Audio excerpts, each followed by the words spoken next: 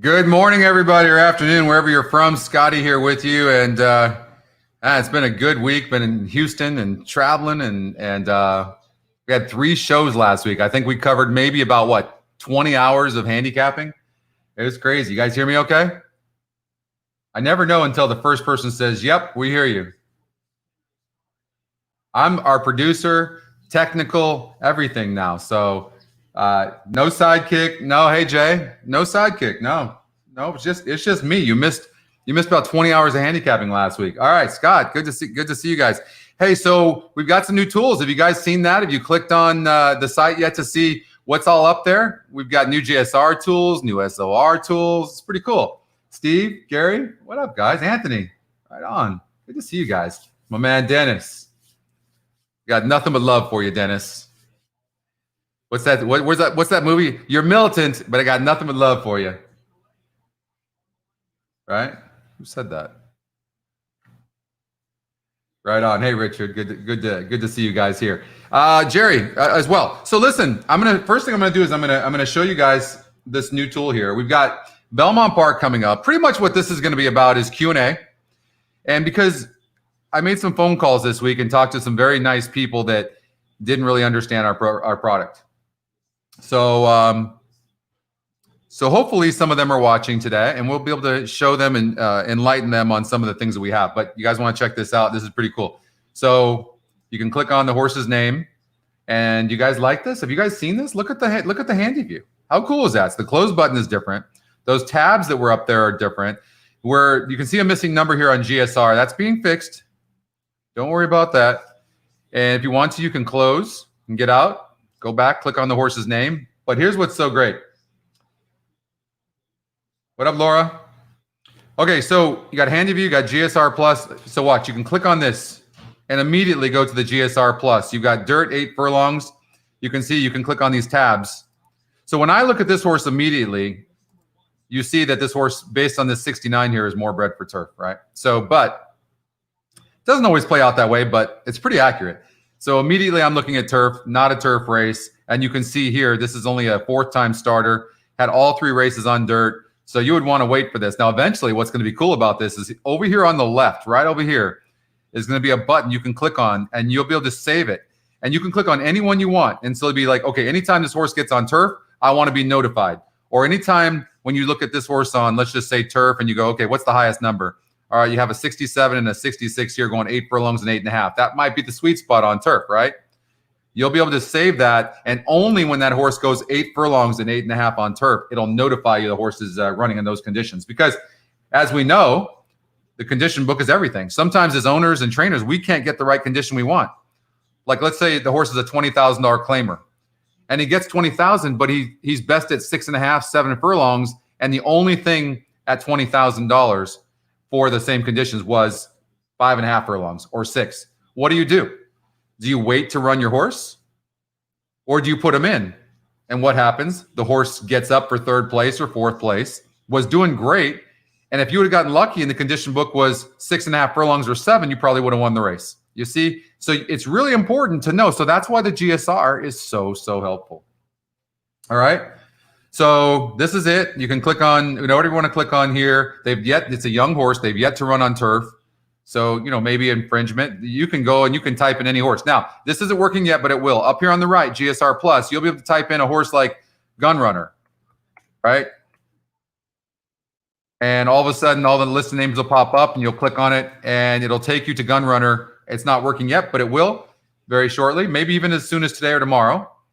And you can look at Gunrunner and go, okay, let's see the GSRs. What was this horse more bred for? And that's essentially what the GSR Plus is.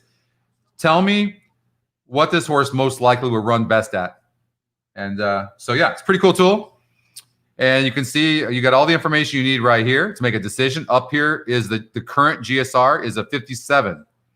So that would take me now to the Handy View. So you can see this is the first time going 8 furlongs for this horse. And his GSR was a 53, didn't run very good, was a 50 going 5.5 furlongs. But you have to remember this, though, too. It's a combination of the SOR, and this is why the SOR is in there as well. You see over here the 70 SOR. So you guys now, the experienced people on this site know that what does a 70 mean? Look at won by 3/4 of a length and a 50 SOR, strength of race, and then moves up to a 70. Just too tough a competition. So even though it was a little bit higher GSR, the competition was too high. So you can use those two numbers in combination. Got it? Yeah, thank you, Annette. Remember to hit the like button. Please, makes a big difference. You want to keep this show going, want to keep Equine Edge going. We need all the support we can get. There are a lot of people that posted on Twitter about some of their hits this past week. Thank you so much for that. It makes a difference, and so we really appreciate it. So from last week's shows and some of the updates we made to the site, we had a lot of new people. So thank you all very much for your loyalty and for those of us that support us, and we appreciate it very much. So a lot of this show is going to be, I'm going to try to talk a little bit about betting. Okay, but admittedly, you guys know that I'm not the best bettor in the world. I feel like I can handicap, but that's a weak part of my game. And when they took the $2 pick six away from me, that made it tough for me. I've had a hard time finding out, what my new betting style was going to be, because I really think it's important. If you're going to do now, I've been blessed in my life having my businesses and stuff, so it's covered my derangement system, if you will, of just betting every single race. I'm just telling you, with whether you have a winning day or not, if you're going to bet every single race, you're never going to win. This is too hard a game because the takeout, everybody, is so high. It's if you do the math, which is tough, it's too high. You'll never make money. And so first of all, we all how many of us spend 80% of our time handicapping, and then 95%, and then spend about 1 minute, 5%, 10% on the betting side, right? Because we love to handicap. We don't have to think about our troubles. We're just sitting there. We're just like, we're like an autistic kid, right? We're just going from one thing to other, keeping our brain occupied, and we're not taking the time to do something that we really dread to do, which is figure out the betting side. Now, we don't have it on the site yet, but it's coming. So I showed you some screenshots of the ticket book that's coming. Brad and team are working on that now. We hope that we'll have something up in the next couple of weeks. And that's going to develop into a money management tool where you'll put your budget in there. It'll keep track of all your tickets. You will just see how you're doing on trifectas, how you're doing at Del Mar, all this kind of stuff. So it's going to be really neat. Hey, Vito. So, I've been on the phone with some people, and everyone but one signed up when I talked to them. And you know how I get talking fast and everything, and people think I'm selling, but I'm really not. It's just who I am. And those of you that know me, I'm passionate about this. It's not that we have our own form of the form. It's not that I'm against the form in any way. I used it for 30 years. But I think that if we're going to generate an energy, we need more people in this game. We need poker players. We need sports bettors. And these millennials or Gen X, whatever they call them now, they're never, ever going to use the form. They're just not going to do it. And in my heart, I truly believe that. And I think the form knows that. And so they're going into betting now, more of that, and partnering with people. And it's a smart move on their part. I understand. And you need things that are quick. So anyways, if you hadn't seen this yet, this is the new tool right here. You can go and you can look and see. You've got, you can see this horse will probably improve on the turf, and you might get a big price next time this horse runs. But my favorite right now is really and I have to switch over to right here, Race View, right? So I don't know about you guys. The lifetime stats for a horse, this is prevalent every site you go to. Do you guys even use this thing anymore?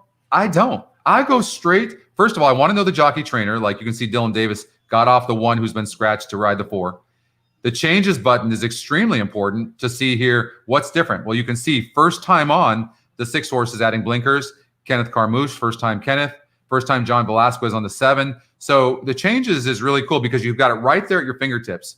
It's different than having to go to a different page, which is not a great experience. And so the fact that we've done so much here on the Race View, right here, you got the jockey trainer combination. You've got the jockey and the trainer, their win percentages over 365 days. And then you've got this GSR right here, which also has the SOR, the average SOR, which look here. So we know that the GSR, genetic strength rating, you can see here at Belmont race number 2, I don't know who won, but you can see it's a big, like the 5 horse, pretty dominant with a 76. And how about this long shot 7? 73. And average SOR is huge, although in this race, there's a lot of horses that have not run at this distance. So you know that everything that applies on this GSR line, you can see right here, 8 furlongs, dirt, lifetime. So it's not going to be right here on GSR unless it's the exact surface and distance, which up here you can see 8 furlongs, dirt, right? So that's what makes this so great. So you know how a horse does. Well, how do we use the average SOR? Well, I have to go to a different race to show you this example. So we'll go to, let's just say Golden Gate Fields, race number 3. Hopefully it's we need a race where there's been a lot of, okay, here's one. So you see the average SOR here. So the 6 horse is an example. Well, we won't use the 6 because he's never run this distance. We'll use, what would be a good example? Okay, how about the 1, El Baracho? So in the last 5 races, this horse has averaged a 48. So what does that mean? So he's been facing right here. If you look at the past performances, last 5 races, he's been facing, this is the field. So we don't show you who are the top 3 finishers. We show you what the strength of the race is, because every 12,000, we can see right here. So we're missing 2 numbers here. That's a bug that's going to be fixed in the next week, so bear with us. But if you just looked at, let's find a race, okay, like the level. So you can see this horse has been racing and restricted non-winners are 2, right, for 12.5. The last 3 races. And that's a bad example because those 2 numbers are missing. I need to find one that's all right, so let's look down here. On this 3 horse from 1129, you can see it was a 57 right here on the SOR, or GSR, excuse me, a 50 on the SOR. And then that's a 12.5 claimer, non-winners of 2 lifetime, restricted. And then it's a 50 in this race, and then a 48 in this race, and then a 46 in this race. So if you're just looking at the level, you're thinking all these races are the same because of the level. That's not true. Every one of these 12.5 restricted non-winners of 2 level are all different. And so that's why the SOR is so important. What up, Captain Misery?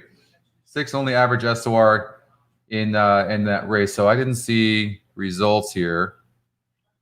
Let's see. So let's go back to a race that's already gone off. And all right, so the 2 horse won. Scotty Longshot got second in this race, right? So over as far as but what was the 2's win percentage was 25%, ends up going off as the favorite. And the 10 horse ends up getting bet.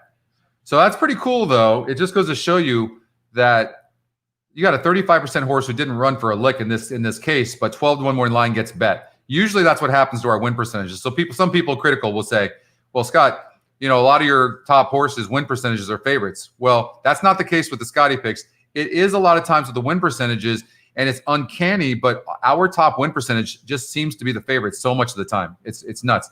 And you can see the morning line odds was only 12-1, but got bet down, but didn't run in this case. But nonetheless, you can rely on these win percentages for sure. They're accurate.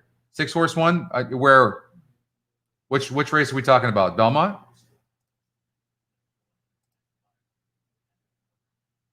It just so sucks when TVG doesn't show. Okay, so the 6 horse one here. So it was the only one that had been this distance before and ran a second. Well, and the average SOR was a 56, not bad. I mean, you could have found this horse. I don't see why not.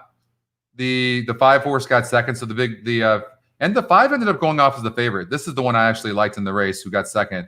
But the 6 horse, I think had a decent SOR or GSR.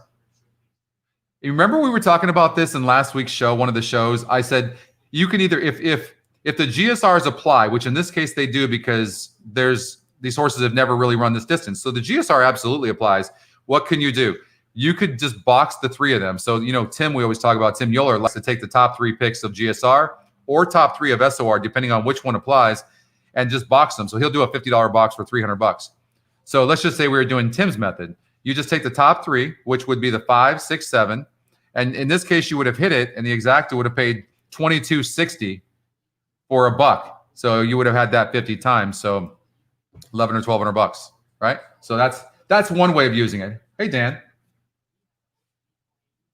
So, all right. So anyways, again, this is going to be a lot of Q&A today. Of course, we're always going to handicap because we're always going to handicap. And, oh, yeah, by the way, Mike, what were you doing? Like you put me up on this promo all week long of me wearing this suit and stuff like that. And I'm wearing these like, these, and I couldn't fit into that suit if I tried right now. I might be able to get one arm in there. I don't know, but for sure.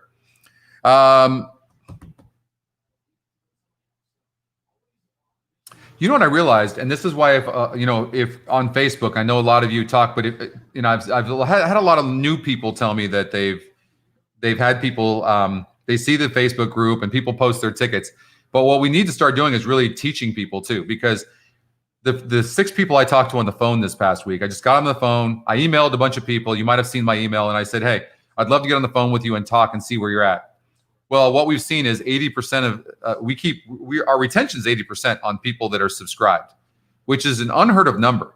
I think that speaks well for people who are liking our system. But people that have not subscribed, we aren't converting them as much as we want to. So we're working that out. We're trying to figure that out. But I got them on the phone and I started talking to them and I said, hey, one of the first questions I asked them is, what win percentage would you hit at? If I gave you 8 hours to handicap, we're going to do a 1-month test, and I gave you 8 hours to handicap Santa Anita, just that one track, I don't care what the odds are, no mutual, no nothing, just win. If it's 1 to 2, doesn't matter.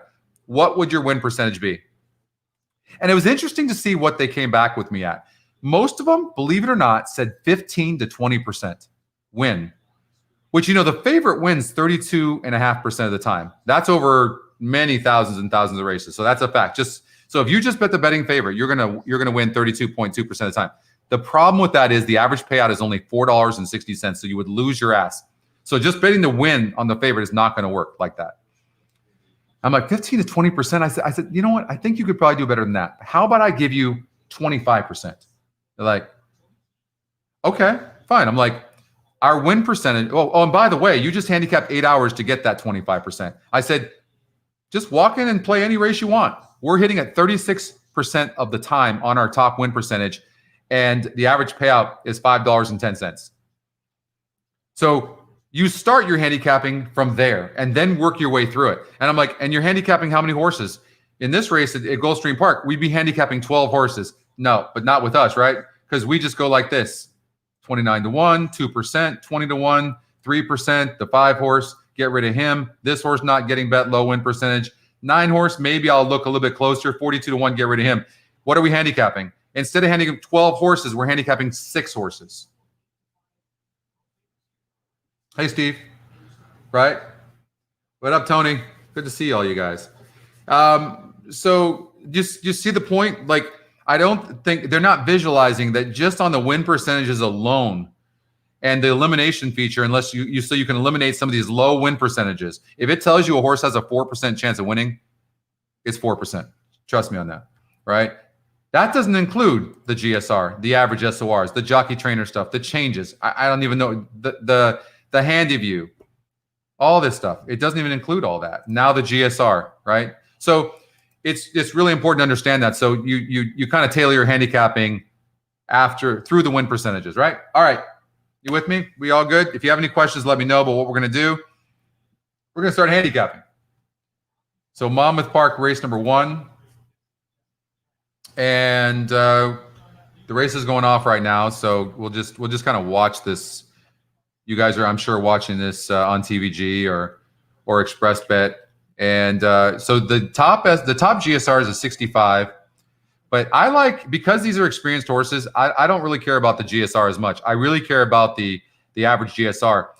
42% on the 3 horse to win. Top Scotty pick has the top average SOR in 3 races lifetime. And where is the 3 horse right now? See, he's mired at the rail right now. Not really a good place for your favorite if you bet on this horse. I mean, struggling. Also, another note here: when you're talking about a claiming race of $8,000, you have a horse on the inside.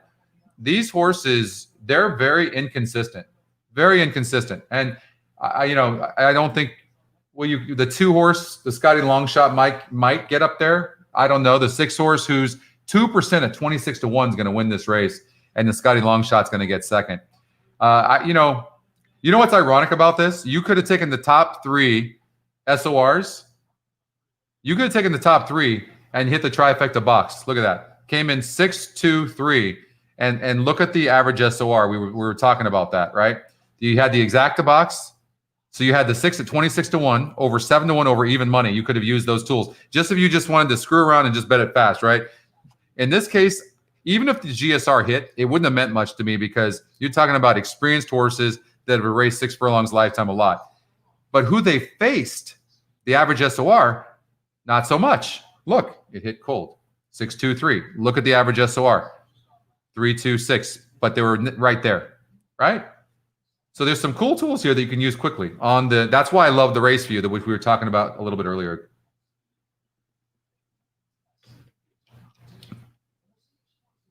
Yeah, Steve, we're going to do that. So are you talking about wanting to know who the top GSR was? Are you talking about the Handy View or the GSR Plus? Are you talking about right here? I'm not sure exactly what you're talking about, Steve. How do we know, Alicio, how do we know GSR numbers with the new layout? How do we know if it's dam or sire? You don't know anymore. If you look over here, there is no dam or sire. It's a one number, which I can tell you through testing absolutely crushes the old dam and sire GSRs. It's no comparison. Did I find times where the old one hit and the new one didn't? Yes, but it was not. This is way better. I promise you. So there is no, you can see here on the GSR, it's one number, Alicio. It's not two numbers. And then when you look at the GSR Plus right here, there's only one number. And you can go from surface to surface to surface, and you can scroll over here and look and see like 10.5 furlongs and above on synthetic. You can see very, very low. This horse is not bred to go long, probably shorter distances. Results just popped up. And look at that exacta, guys. $1 exacta, 172.70. 50-cent trifecta, 188.70. And all you had to do was do a box here of the top 3 horses. I mean, if you did a $50 exacta box for $300, do that math. It's off the charts, the amount of money you would have made. And a trifecta box, forget about it. So you were talking about, Steve, you're talking about the GSR Plus. You want a star here to show what the top distance and the distance is for each of these surfaces. If that's what you're saying, we're doing that now. So what we're going to do over here on the left, so this being 6 furlongs on dirt, we're going to highlight 6 furlongs right here. You'll see. So right here will be a highlight, and it'll show that this is the current. So your eye goes straight to the current distance, and then over here for the current surface, there's going to be a star that's going to show you which. So in this case, it would have been probably the 7 furlong 69. There'll be a star next to it, so it'll take your eye straight there. So they're working on that right now, yes. All right, so Keeneland race number 1 is going to start. So where do you guys want to go? You want a winner, Anthony? You had $2.98. What's your budget today? Inquiring minds want to know.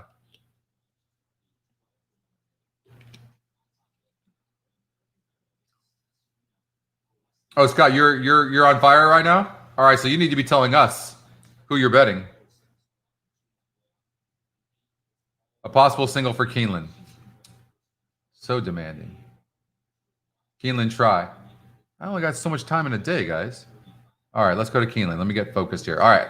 I've only had 1 cup of coffee, so I'm not fully awake yet, but yeah.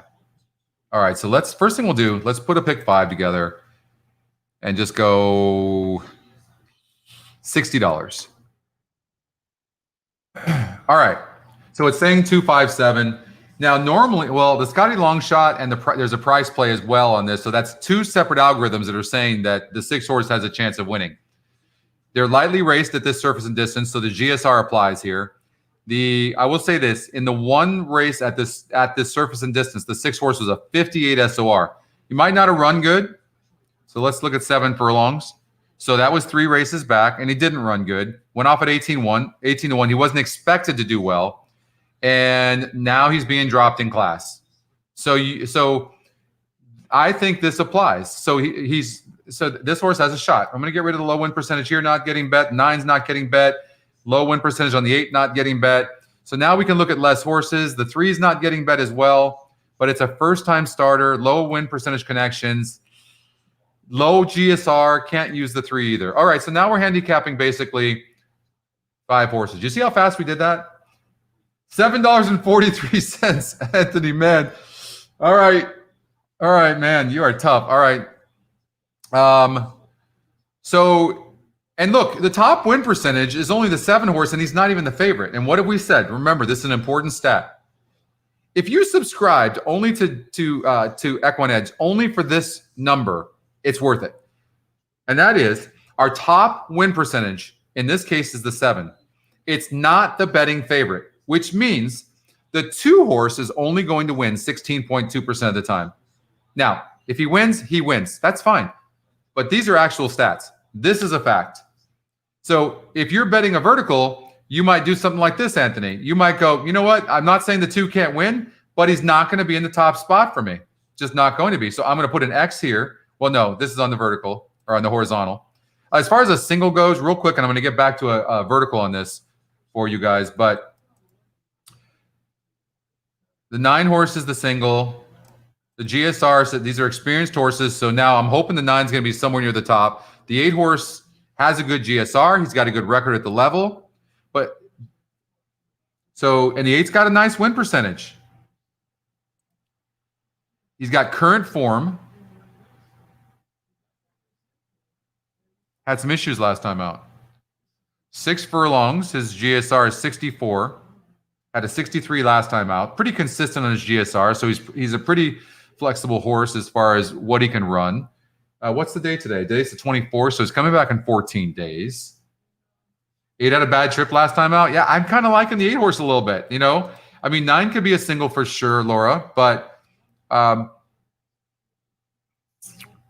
you know, there's nothing wrong with the 5. I mean, this horse has speed. If this horse clears, could be tough, right? Is there other speed in here?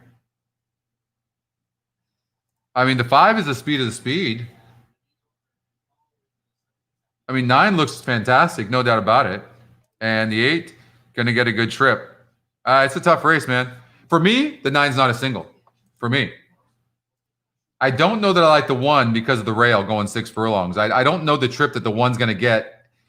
For me to use the 1, he would have to be much better, have a much better win percentage, and maybe an outside post where I could see him getting a perfect trip. But the fact he's kind of like right in with the other horses, but a low win percentage on form, yes. On trip, to me, he has to be much, much better than the rest of them. So I'm sure I just put him in the winner's circle. There's no doubt about it. But for me, I would take a risk. He's not in the top 2 Scotty picks. He's not a Scotty long shot. I would probably get rid of him. Now I'm going to force the system to use these other 2 horses, and I'm going to lock the race and regenerate.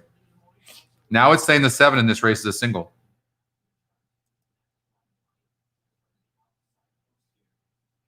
He's got a nice outside post. He's tactical. The system is saying that he should run good. I think maybe, Laura, I mean, maybe this is take a risk on the 7 in this race.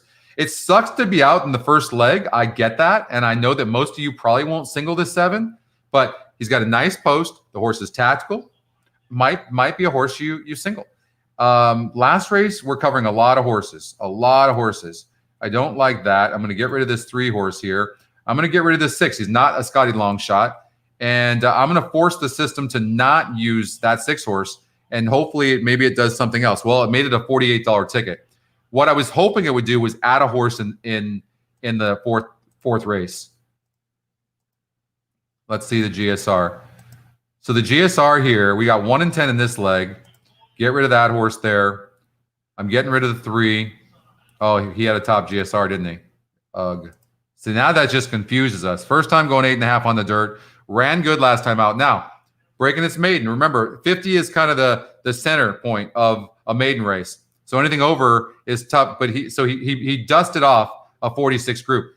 I know the system is not catching this horse this time, but he's got a top GSR, and I think the 3 horse is a player, even at 4%. Is the 10 horse is a 53 GSR, a second-time starter, barely broke his maiden against a 50 group. I think the 10's vulnerable. I know the system likes it, but I personally think the 10 is vulnerable. The 1, 6.5, barely won. Oh, man. I got to tell you, man, I think this race is wide open. So now this is just me now.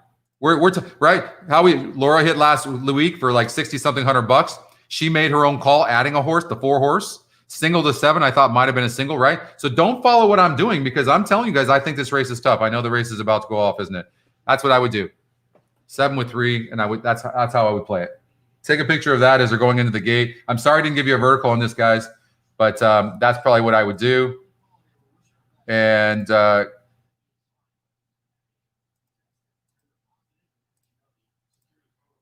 log in and see if we can watch the race. And Keeneland and video, and let's watch this race.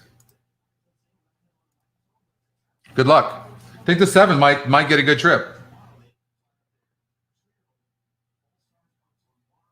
Waiting for Go Tweet.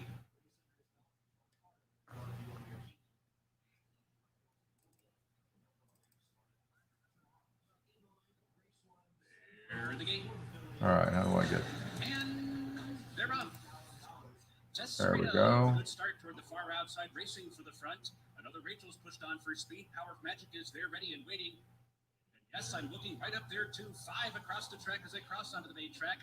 Down inside, it's Power of Magic. Tess Serena is right there. Another Rachel. Yes, I'm looking. Ready and waiting is an up close 5th. Stripping angles to the outside to be 6 with 5 furlongs to go. But it's Creative Lake running in 7th by another 8 or 9. Back to Go Tweet and Awkward. It's all in the notes. 22 and 2 is an opening quarter mile. They're on to the turn. Tess Serena going head to head with Yes, I'm looking. Serena grabs an arrow lead. Here comes Stripping. Stripping 3 wide and sauntering up with a 3 wide challenge. In waiting is back under pressure, racing 4th. Creative Legacy is 5th. Another Rachel and Power Magic going the wrong way. Racing for the stretch. Stripping with a 3 bid is up the lead with a quarter mile to go. 5 looks good. Switches out. From again. Yes, I'm looking gives way toward the inside 3rd. Creative Legacy trying to come on for a late bid 4th. Tess Serena's 5th. Racing for the mid stretch marker. Putting in front by 4. Stripping by 5. Leaving ready and waiting in 2nd.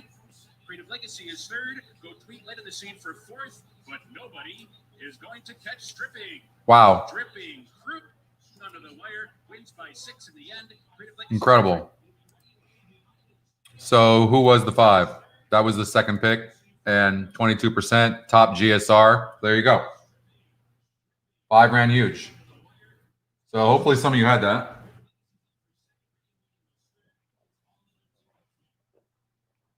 That could pay good. So look, it ran like hell the first time out, dropped in class, nice GSR, and ran good. Remember I was telling you guys last week, you definitely have to be careful. Well, and the 5 ended up going off as a favorite, but you have to be careful with horses that run for the first time. A lot of trainers give their horses a race. What they do, so what you want to do is when you look at these past performances over here, right? Broke good, showed some speed before letting off. And he was kind of climbing. You know what that means? If he was climbing, most likely he wanted to go, but the jockey wouldn't let him. Telling you. And then what they do is they want to get a win. Of course, we all as owners and trainers want to get a win. So what they did was most likely, okay, I'm not in their head or know them, but my guess is the horse is climbing, so the horse wants to go, but the jockey's not letting them. So strategic, like they're really good with their hands. What you'll usually see if I watch the backtrack is the jockey's legs were forward, so he was on the brakes and he would not let the horse go, and the horse wanted to go and climb. So he saw all he needed to see. Comes back to the trainer and says, "Yep, we're ready to go." But he also didn't want this horse to get claimed first time out because they wanted to get the win. So they run the horse over its head. It actually gets bet some, and then they drop it in class. And I guarantee you that's probably what happened here. So you do have to watch for like in this situation. Now, we didn't have enough time to handicap that, right? So, and we'll start handicapping sooner on Keeneland for race number 2, but that's probably what happened. So you have to watch for that. You're going, okay, he got bet at 8 to 1. Somebody liked this horse. And then all of a sudden, he runs a little bit and then stops. He has a good GSR, drops in class. Sneaky. So why would you run the horse in a they want to give the horse experience. So why would you run him in a straight maiden? Well, one, you don't want to lose him. You're giving him the race, or in this case, her. And you want to get a win. That's why you raise this horse and you want to get a win. You want an ice cold exacta? No, I did. We used this. Remember did he come in? I didn't see the results of this yet. Did the 6 come in there, Tom? There was a price. It was a price play in the Scotty long shot. Remember, what the Scotty long shot comes in the money 33 point something percent of the time. Okay, so and then it's a price play, which is the bag here, which means that that's a separate algorithm that likes it. I would think we haven't run those numbers, so I don't know what it is, but a separate algorithm likes it too. I would imagine that would raise the odds of it at least being in the money. He plays second. There you go. Awesome, right? That's fantastic. So again, the tools are right here at our fingertips. I mean, you almost have everything you need if you want to have fun and not overthink too much as far as having to handicap all the past performances. This is why the past performances aren't prevalent. That's why we didn't put them on the front page. You can get that from DRF. You can get that from a lot of people. There was I wanted you to have tools right in the front here that you can make decisions on immediately. You have a ticket generator here. You want to play a superfecta. Let's play a trifecta. Now, I eliminated the horses I didn't like, right? So we can come over here now and go, okay, give me a $10 trifecta. And let's see what it would have given us. 5-7 with 2 4 5 6 7 with 2 5 6 7. So we would have lost. It would have added the 4 horse in the third spot. We would have hit that, and that trifecta paid what?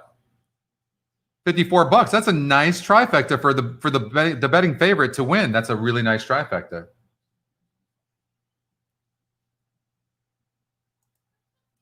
Well, Steve, that's actually a good point. I missed that horse hadn't run since May. So that's a good point. So Steve said, but you don't hold a horse out for 5 months. That's true. That's true. So something probably happened there. That's true. To be honest with you, I don't think our system likes layoff horses that much because this was 22%. But think about it, he lost by 10 lengths. No matter what, I'm not saying this horse is a key. I kind of missed this horse initially. We weren't not using this horse, but I kind of missed him. But I will say this, no way I'm leaving this horse out of the top spot. There's just no way that's happening. But look, we used the top 3 horses in here. We had them in here. So now it's just a matter of each of us making the right decision, right? So I'm not going to tell you what to bet on these shows, but we're going to handicap as fast as we can. We obviously didn't have time to handicap a pick 5, but hopefully some of you made the right decision. And I will say this. So remember I was telling you about you've got these big conglomerates. I mean, you've got people, some people that have created these betting systems, and they're only looking at odds and they're looking at value. So they look over at the 5 horse who was like 3-1 going into the gate, and they looked at the 5 and the system's caught and said, this horse, we put this horse at even money, or we put this horse at 6-5 or whatever. And the fact that he's 5-2 or 3-1 right now, that's value. And so they hammer a win bet on him. And this are all automated systems too. This isn't a person making that call. These are systems. And so the horse gets bet, and by that horse getting bet, everybody's odds went up, and the 7 horses odds went up. 5 horse wins the race. With me so far? You won the race because you had the 5 horse. So bankroll is now up to $9.83. I'm liking it, Anthony. Right. That's awesome. Mine would have just come down because I bet wrong. So, we've had, I would say, well, we have 80% retention on our subscribers, right? And I would say the 20% that unsubscribed, 10% of them just were not betting right. They were kind, but they said, hey, I'm just losing, so I'll come back later. I've been there. Completely get that. I want to reply back to every one of them, say, I'm so sorry, because I get it, right? This is where it comes down to money management. The other 10% said they weren't winning with our site. And, so I'm like, okay, do you call the forum and just say, hey, listen, I'm not going to subscribe anymore because I'm not winning. I mean, I guess my point is it's not being defensive. It really is not. Guys, the tools are here, and I think we do a great job of that, and more are coming. But it's right there in front of you. All of us have to still make the right call on how we're going to bet. And each of us here right now in the chat, some of us made the right call, some of us made the wrong call. Me, if I was trying to make a quick bet, I would have lost there because I would have probably taken the 7 horse. And I don't like overlays, but I never would have saw that because the 5 got so much action late, the 7 horse's odds went to 9-2. And if I'd have seen that 1 minute before and saw that he was 9-2, he never would have been a single for me.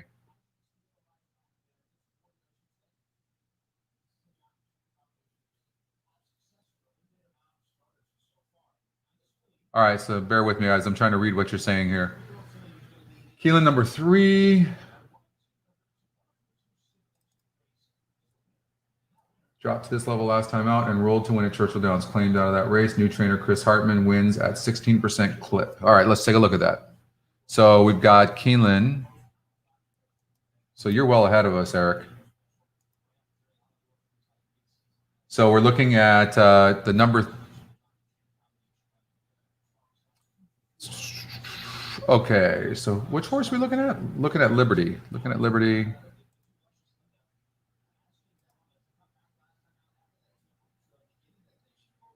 I missing something? Looking at Liberty dropped to its lowest level. Where's Looking at Liberty? Is he scratched? I don't know.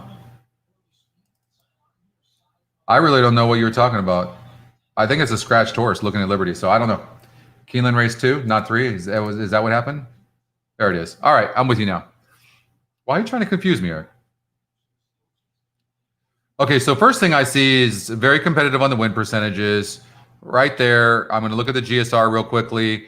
Other than the 5 horse, the 5 horse has a decent GSR, and but he's never been this surface and distance. As far as the 3 horse also has a top GSR, Eric. I see that. And second Scotty pick. And let's look what you're talking about here. All right, so 50,000 open claiming was an anomalous of 2 last time out. So you know right now he's facing open horses, right? So that's much tougher. And I have to, what I need to do is see what your point was again. Hold on, let's see here. Okay, drop to this level. That's not this level. This is open company 50,000. That was a non-winners of 2 lifetime. Chris Hartman wins at 16% clip. So let's look at Chris Hartman as far as our stats go. Jockey trainer on the 3. Corey Lannery's aboard. They hit at 19%. And Chris Hartman's taken over. You can see here he took over right here. New trainer, new jockey, new connections on the 3. Good GSR, but this is a much tougher competition. That was a non-winners of 2. And that's important. Is 2 for 2, by the way, is 2 for 2 at this distance. And I think that says something. Now we want to look at the average SOR. So if you look at the 1 and 6, and these, the 5 is the darn top Scotty pick, which is, but the horse is 7-2 right now. You know, I don't like overlays, but I don't think that bothers me as much because look at these win percentages and look at the betting. It's kind of, I don't think people know what to do, but the 1 and 6 are getting bet. And they've been facing, look at the average SOR. So the 1 has 6 pass races at this surface and distance. The 6 has 8. They're both at 64. Tougher competition. And I would look at the 1 and 6. Again, this is a tough race, right? That's why we're using all these horses. So I think the 3 is one of the horses, 2 for 2 at the surface and distance. But the average SOR on the 1 and the 6 are pretty darn good. All right. Where do you guys want to go?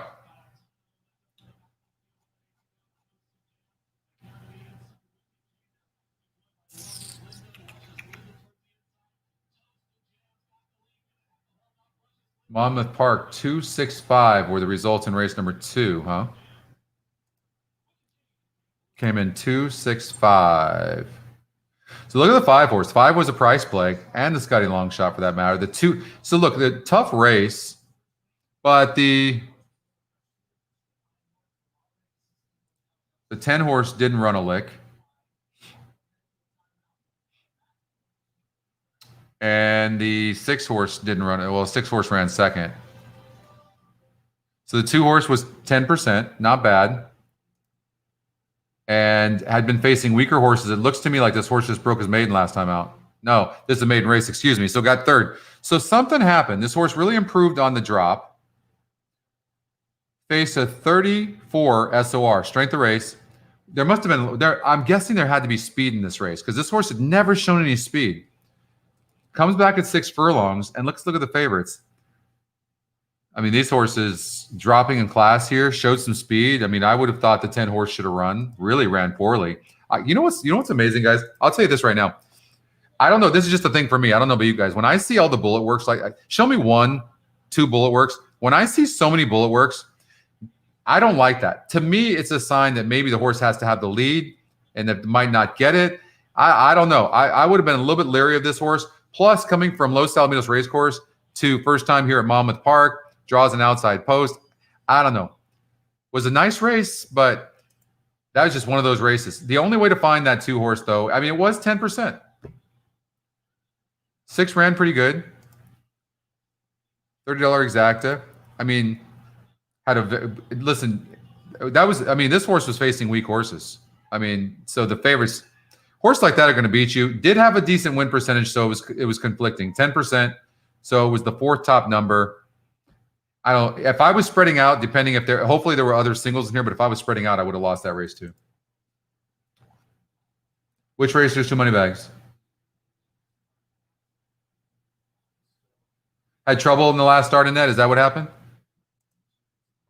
Bobbled and bumped at the start. Okay, so maybe there's more speed there, dropped in class, and so, young horse. Yeah, Painter was by Painter was certainly going to be better on the dirt, you would think.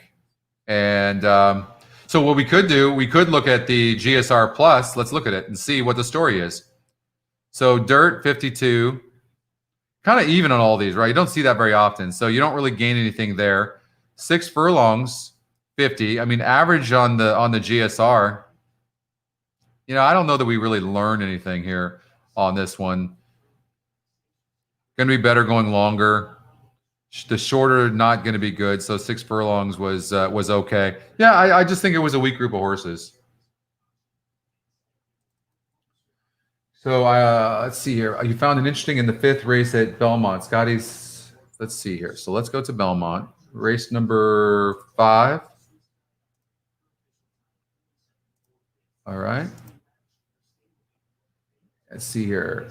In the 5th race at Belmont, Scotty's 3 picks, 3, 6, 10 are all 10-1. I've never seen that before. All right. So let's take a look at that. So 3, 6, 10-1.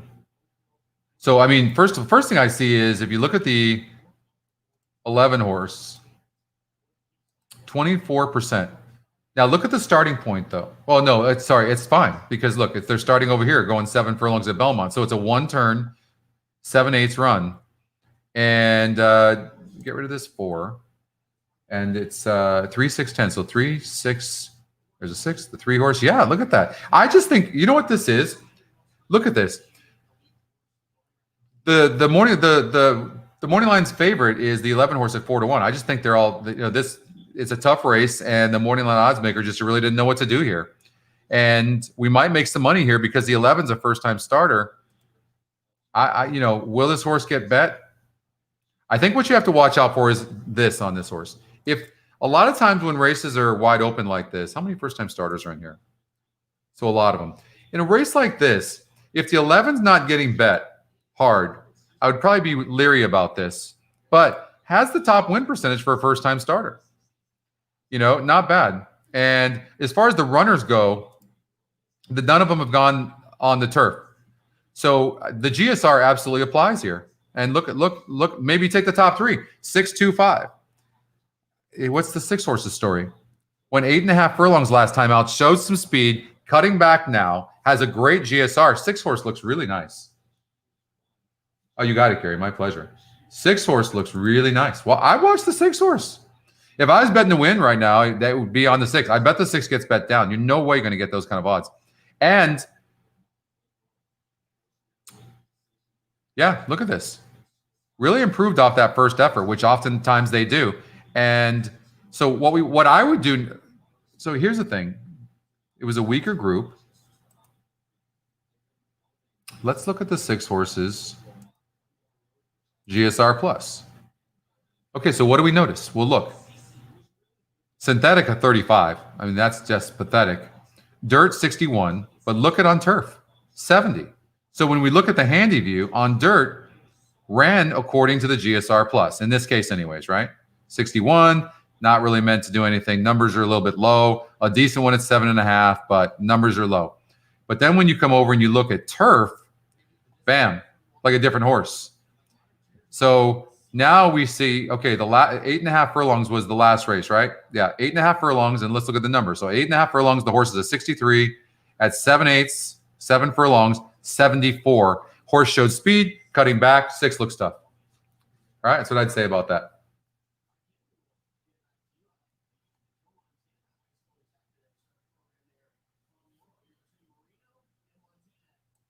Okay, what are you saying here, Annette? All right, Belmont 5, use 6 horse, but include 3 horse. DJ with Donk, great ROI, no guarantee. But okay, yeah, let's see here. So use the 6 horse in this race, but also use the 3 horse.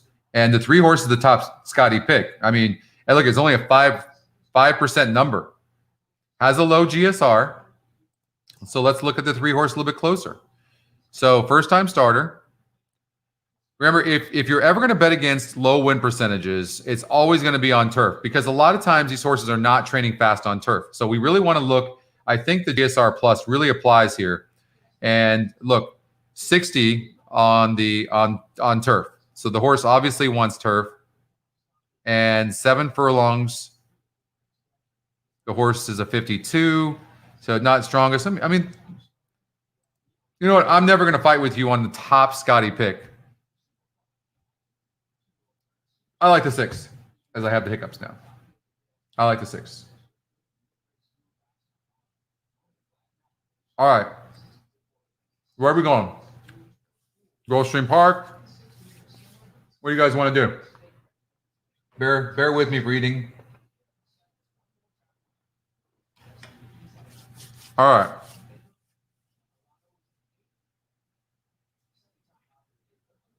Race 4 here at Gulfstream. Now, I'm going to get rid of the 2. I just can't get rid of the 3. It's a price play. And look at the GSR. That's a 2% horse. Gulfstream Park 4. Tony, who did you like? I might have missed that. Sorry if I did.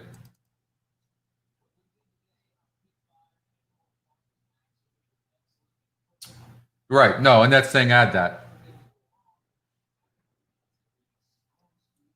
Woodbine race 10, John. John's from Canada. Everybody say hello to John. He's pretty new with the site, by the way. And John, what part of Canada are you from? Eh? All right. Gulfstream Park race number 4. Anybody interested? You can take the top 3. Remember we talked about that. Look at that. If one of the top 3 comes in, top 3 GSRs, you've got 17-1 over 5-1 over 5-1 if that was to happen. I just think it's worth a small bet. Toronto, I've been there.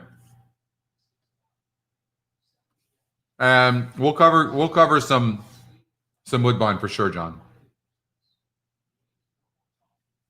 But in this race, you know, we're doing a fast show, if you will, right? So sometimes we just don't have time to just delve into everything. That's what makes the race view so well. So I'm kind of identifying right now. I know the 6 is the top. The 6 is the top win percentage, and it hits at a higher win percentage than the Scotty picks, but only by 1 point. And the Scotty picks don't have the 6 in there. So I'm not. You know, we'll look at this. I mean, what are the other factors in here? 7 furlongs, and the horse got to be dropping in class. Yeah, dropping from a straight maiden from here, but didn't run well. Showed speed, but really stopped. Went off as the favorite. I have to believe the 6 is vulnerable here. Yeah. But the 1 horse Converter's getting bet, has the rail. Nice effort. Moves up in class a little bit. Went off at 22-1. But 5/8 though, meaning 5 furlongs, is a much different race than 7 furlongs. It just is. So again, we're looking at a really, really difficult race. This one wins by 10, loses by 10. Nothing would surprise me. There's 2 price plays in here in this race. The 9 horse, the price play, had a GSR last time out of 44, 5 furlongs on the turf. Didn't want that in a straight maiden. So here we go. There's a possibility in the 9. Should get a good trip. Seems a little bit tactical. Was never really bred to go on the turf. If we look at his GSR plus, I'm guessing turf is a 51, dirt's a 57. So turf is the weakest. So they're going to. Why would you, as a trainer, go in a turf race, probably knowing the horse not bred for turf, and a straight maiden race? maybe the same situation we saw with that other horse. And that is they gave the horse the race. There is no layoff in here. And went off at 19-1, wasn't expected to do anything. Actually showed a little bit of speed for half the race. You can see second call, 5th by 6. Now drops in class, has a higher GSR, 9-horse entry. Should get a good trip. Yeah, I know, right, Michael? Let's see here. Hit 45-1 and 50-1 both in second, but for a price, never without your system. Yeah, that's awesome. Yeah, appreciate that.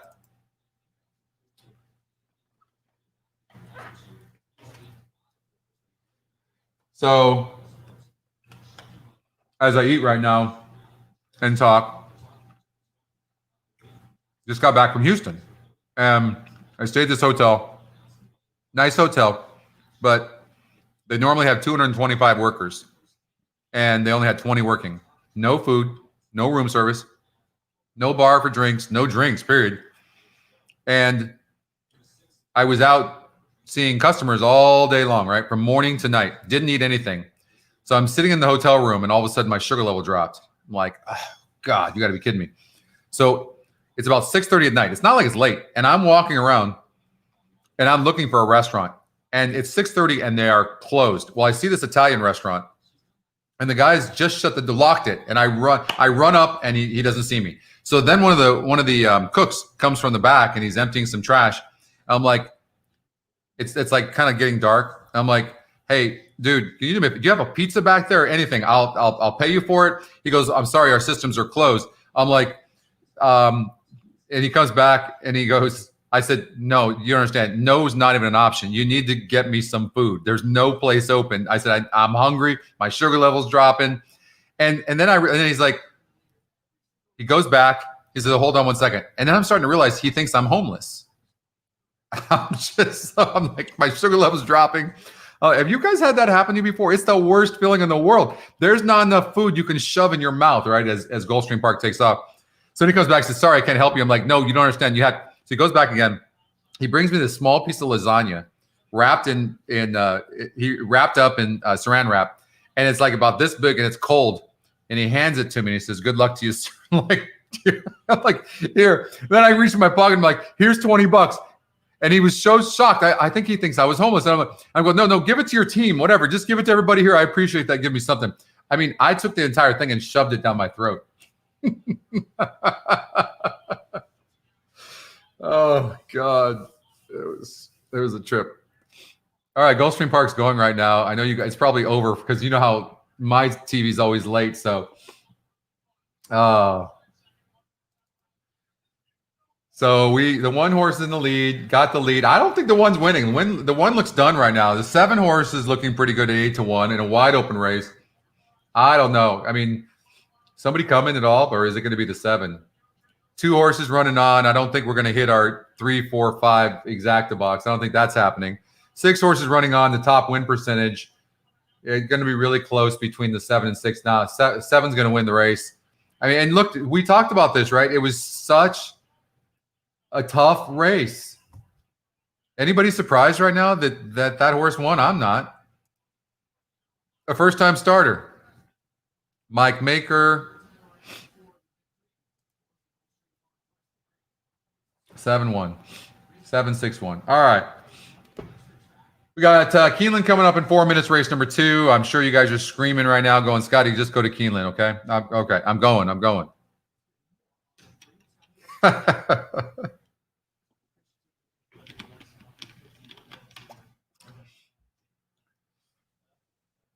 All right, we talked about this race, wide open. If you're looking at TVG right now, they're interviewing Chris Hartman, on the 3 horse, looking at Liberty. Actually, it's not a bad idea. Next time, Michael, I'll probably do that. Yeah, but they won't know what handicap means. Anthony, hold on. You've got to go cut the grass. You're leaving. Anthony's leaving right now to go cut. The wife is making him go cut the grass right now during a show. When primetime, why wouldn't you have done this before races even started? I don't understand.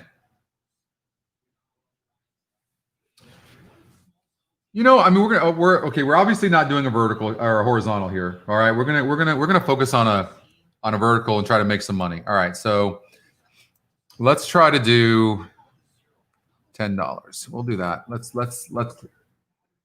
3 and 5, and we know that we've identified that this looks like a wide open race. There's not a horse in this race that would win that would surprise me.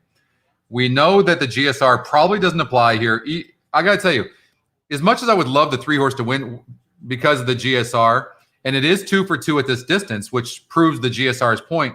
Well, they're not. Only the 6 horses run a bunch at this distance. But look at this: the 1 horse, excuse me, has faced a 64. That's a big difference from a 58 average SOR. But the 3's 2 for 2.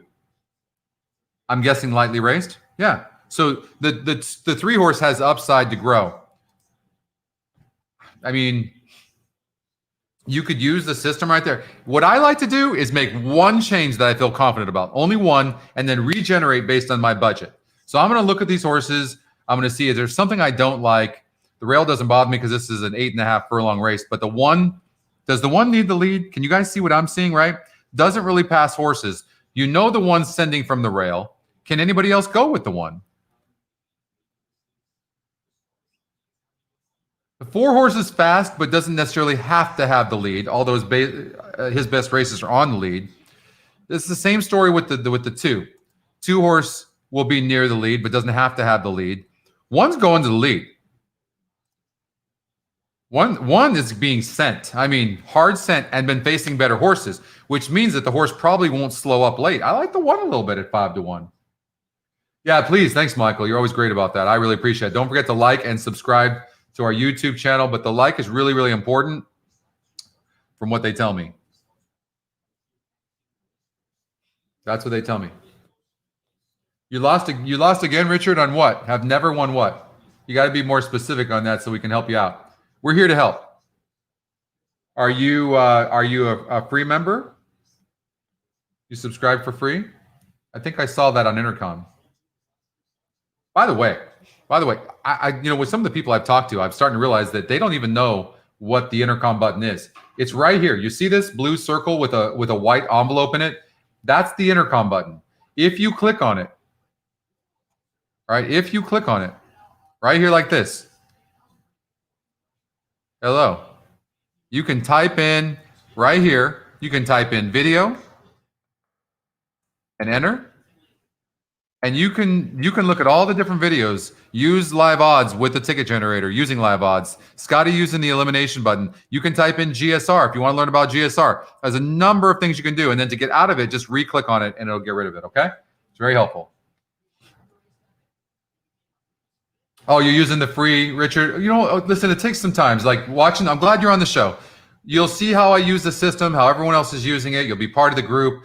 And we're a close community. Go on Facebook. And you'll learn a lot, and you're in for free. I know you're only seeing 3 races, aren't you? So you're getting to see the first 3 races at Keeneland, because I'm pretty sure that's the free track today. So if you're looking at this for the first time, you can subscribe for free, and will give you the top track. And the way we identify the top track is based on the amount of money that was bet into that track, into the pools. And so in this case, you get that, Richard. So Intercom, we're here to help you as well. And this is in my opinion. My humble opinion, it's the easiest site in horse racing to use, but it's still new. And then I'm 55 years old, Richard. I'm with you. When you're older, it's a lot harder to learn new things for sure. You'll get it. Be part of the show. I think I'm going to probably start doing shows every week because you guys are such a pain in the ass and demand it. You guys are very demanding. And so I'll probably start doing more of these. And plus, we are realizing that, people need. I know the race is going off. I know what you're thinking. So you guys are watching it, but. So we'll help you with that as well. Get through it, Richard. But it really comes down. I just need you to know it really comes down to betting. But the tools are here at your fingertips, and it's a lot easier. So I'm going to try to switch over to the race so I can join you guys. Keeneland race number 2.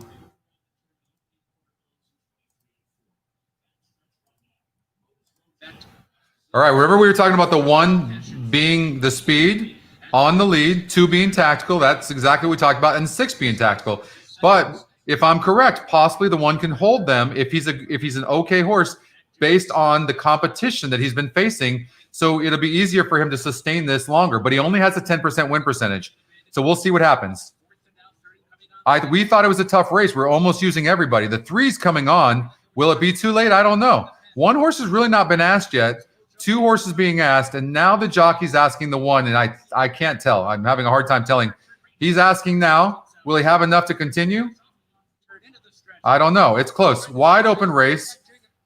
I love that tactical speed. You got it, Richard. I mean, the 1 ran a good race. We figured that, and the 2 horse is going to win. The 5 is going to get second. 1's going to have to settle for third. 2, 5, 1, 3. And we talked about the 3 horse being a little bit vulnerable, facing weaker horses. But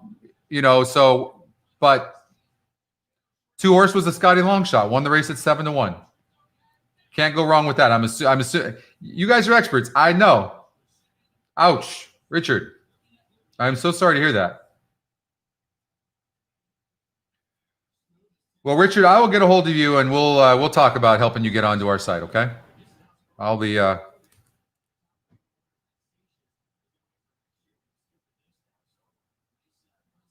right. Scotty Longshot wins. So, Richard, that's the Scotty Longshot right there. It wins about 14.5% of the time. It's our best algorithm, and in the money about 33, 34% of the time. And there you go. You're finding out what probably most of us know, and that is the Scotty Longshot is awesome.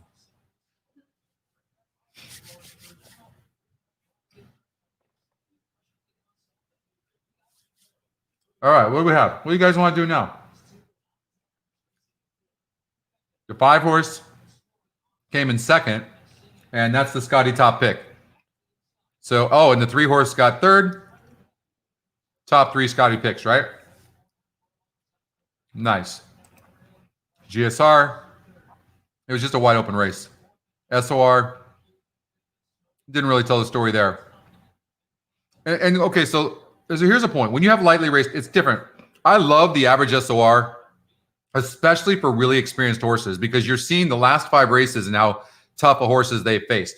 With lightly raced horses like the 2, I know it was only a 55 average SOR, okay? But he'd only been this distance 2 times, and he won the first time. So, and his form was solid off that last race. Oh, that's the 4, excuse me. What did he do? All right, so he's been first time in a claimer, it looks like, in a while, or maybe besides the maiden breaker or the maiden race here. So he's had 10 races. So 50,000 claimers. So yeah, that was a 62 SOR average. That was a 62 in that last race. And in this race, if you look at the favorite, his last race was a 58 and won it. So again, not by much. I don't think the tools helped us in this race in any way other than tell us this race is wide open. We knew the 1 was going to get the lead, hung in there, did pretty good. And in this case, it was so what do you do in a race like this? It's wide open. That should determine what your wager type is. Like we saw the system. I forget what it hit. So would the trifecta have hit? So we did a $10 trifecta. I can't remember. So it had the 3 and the 5. So we would have lost that. So remember I said that what I like to do is just add one thing. So what if I said, you know what? You have to use the 2 in the first box. That's the Scotty long shot in a wide open race. I'm adding him. Then I regenerate. Would we have won? No, we would have been close, but the 5 ended up getting second, so we wouldn't have. You see? So just a tough race. Right there, though. The Scotty long shot's good. You hit that, Tom? Oh, awesome, Tom. Awesome. I'm glad. And remember, the most important thing for me on this was, guys, I have the Scotty picks in here and the Scotty long shot. That's an algorithm. I don't do that. I always wanted this to be a subjective tool, and people would still handicap if they wanted to. If you choose not to, that's on you. Then it's going to come down to betting. But at least you can't use a form and not handicap, right? You have to go and do it. At least here, if you don't want to, you don't have to. But I love to handicap. I never want anybody to tell me what to play. Maybe how to bet, but definitely not how to play. It had the golden double. I'm going to get that for you guys. You know, it's not so easy as just adding the golden double to the ticket generator, right? We've added the Magna, the Stronach 5. which you can see here. You can get that here. I know it wasn't working yesterday. Sorry for that. We had a bug yesterday, but Brad fixed it. So you can play the Stronach 5, which is different tracks. You got Laurel 8, you've got Gulfstream 9, Laurel 9, I'm guessing, next. Oh yeah, it says Penn. That was the bug. So sorry about that. That's a new one. Hey, this is some sophisticated stuff, guys. This is not easy, all right, that we're trying to do. So you have to remember that. That is not easy. We'll cover Santa Anita as well today. I know Monmouth Park race number 3 is going off. I saw that, Richard. That Scotty long shot paid $73 at Los Al. Did anybody hit that pick 4? Because that pick 4 must have been huge. I didn't. We'll go back and look at that. So what could we have learned here? Experienced horses.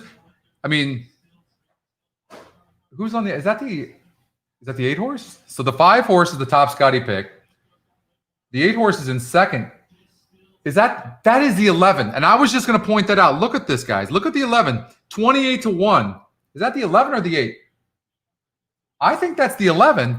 Top GSR. But here's more importantly, what am I going to tell you guys right now? You know what I'm going to say. What stands out here on the 11 horse? That was the first thing I was going to say when I popped up. So Scotty picked 1. That's great. By the way, look at the two. Look at the 2. Are those the top 2 as well? No, in the 3. So if you wouldn't have won that. I'm sorry. Look at the SOR. Look at that. Look at the top 2 SORs. But look at the 11. 60. That means in those last 5 races, that horse has been facing the toughest competition, getting easier here. The 5 horse at 52. Look at that. Amazing.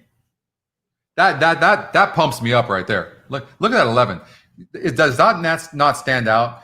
You got the 5 horse at 25%, whose top Scotty pick, top win percentage just goes off at 7-2. You're welcome. And then you've got the average SOR in a race full of experienced horses. So telling you the 11's been facing the toughest competition and a 60, not even close, and goes off at 28-1 and gets second. What do you think that exact is going to pay? Huge. Huge. That pumps me up. Yeah, Scotty long shot's the best. 3-4-1 at Belmont is what it came in. 3 horse at 21%. I mean, not surprised. $96, Michael. It's huge. So cool. I'm surprised that's not more, actually.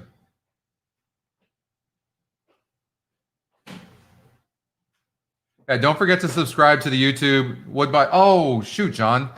I actually didn't really like it. Oh, it's not race 10 yet, right? You're just saying you want to cover race 10? All right. Yeah, not till 2:43. Okay. Yeah, no worries. Let's do it. Okay. So I'm getting rid of the, we're getting rid of, here's the thing. I normally would get rid of this 31 morning line 5%, right?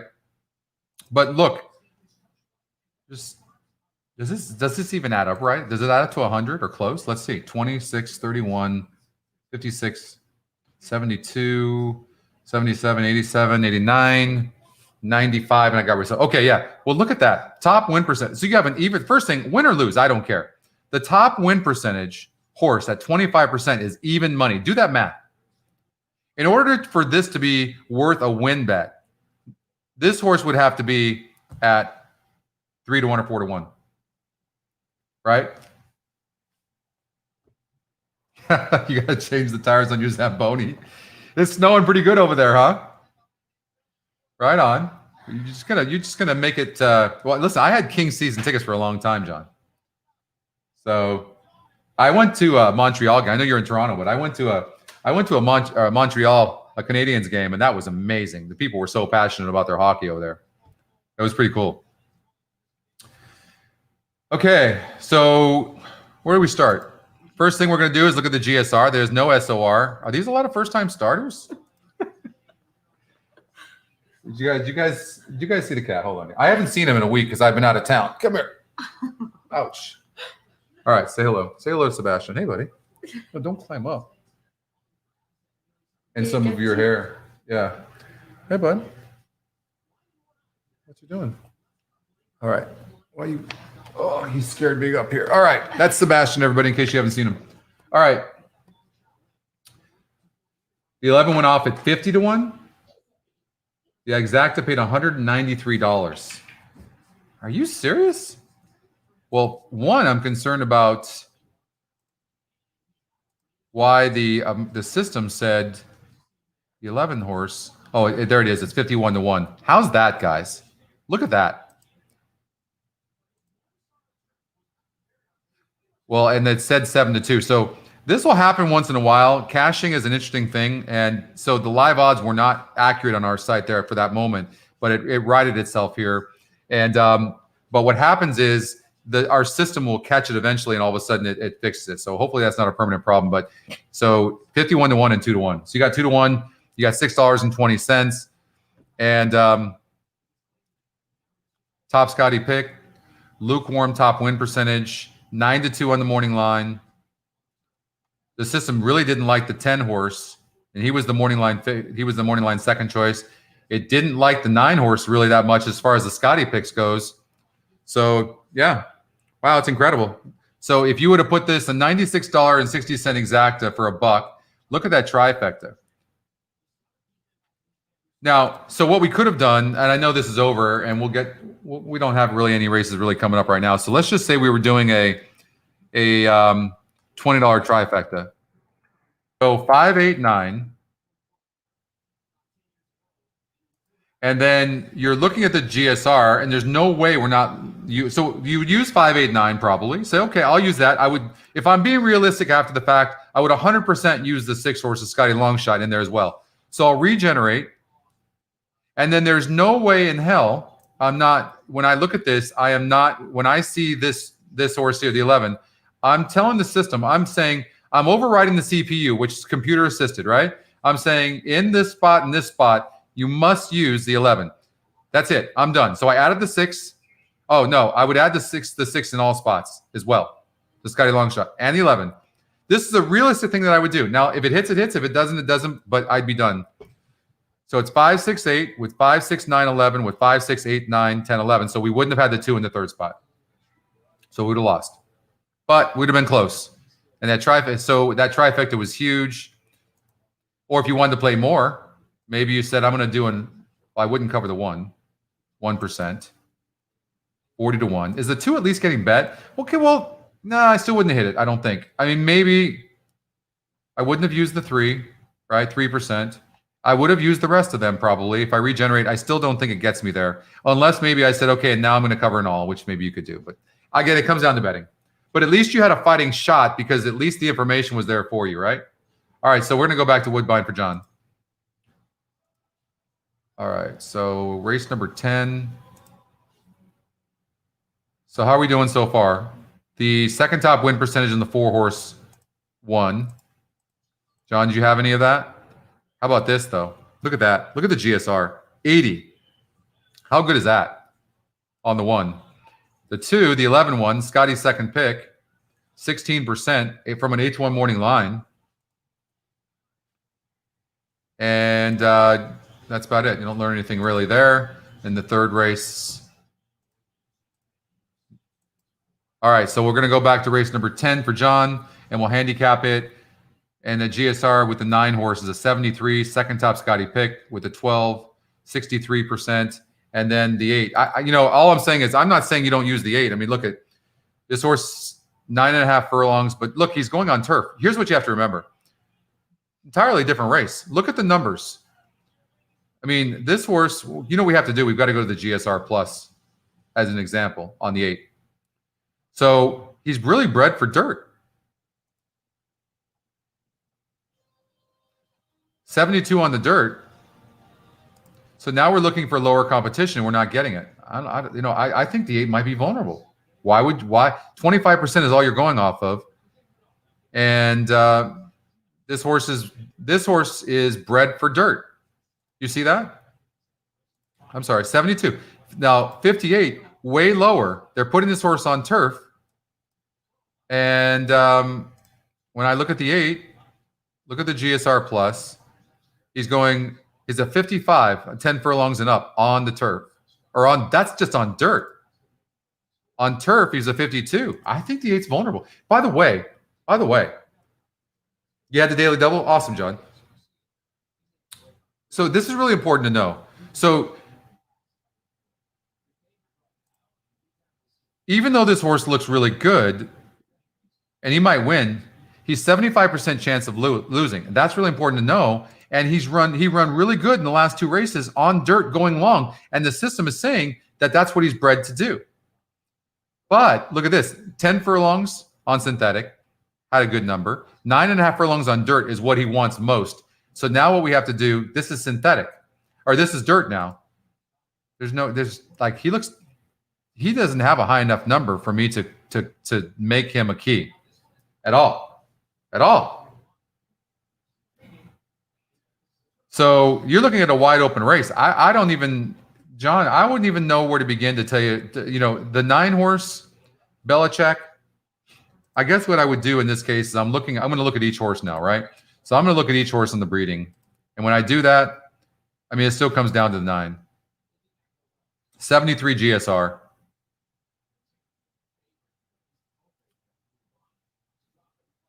And the 12 horse, 63, and he hasn't been running good. His form looks bad. I'm going to say the 9. Second Scotty pick. All right. Other than that, it's just wide open. I didn't like the 2 and the 7. I took them out. And I think the GSR applies here, John. Jockey trainer. Look at this. Luis Contreras gets off the 2 and the 11. 11 had a decent win percentage. I think that bodes well. 23% jockey trainer combination, which is good, but 50% on the 8 horse. I see that, but this horse is not bred for turf. Right? Not bred for turf. John, anything else you wanted on this race? I mean,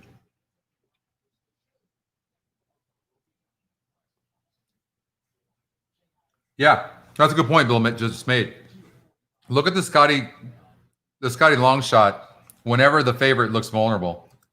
I would definitely do that. I agree. When you look at the 5 here, barely broke his maiden in a 48 SOR, which is below the norm. We said 50% is good. You got a 56 SOR in a maiden race. That's solid, and you did well. So is the 5 bred for turf? Yeah, bred for turf.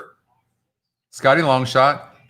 Am I going to be surprised if the 5 wins? There's not a horse in this race I'm going to be surprised if wins. Look at it. It looks wide open, and people are going to be betting the 8 horse because of the last 2 races. That's why they're going to bet the 8. You have to be able to make sense of that. This is not synthetic. This is not dirt. You don't even have any turf breeding. All that being said, the 8 can win. I'm just saying that's no key. All right, John, I hope that helped a little bit. I mean, when you look at these win percentages and look at how tough this race is, to go over each one, we could do that, but you're talking about a half hour probably handicapping to really dial it in. But on the surface, John, I definitely think the 8 is a horse that doesn't have to necessarily win. But the race is so equal that if he wins, it's not a surprise. Do I expect this guy to win by a big margin? If he does win, hell no.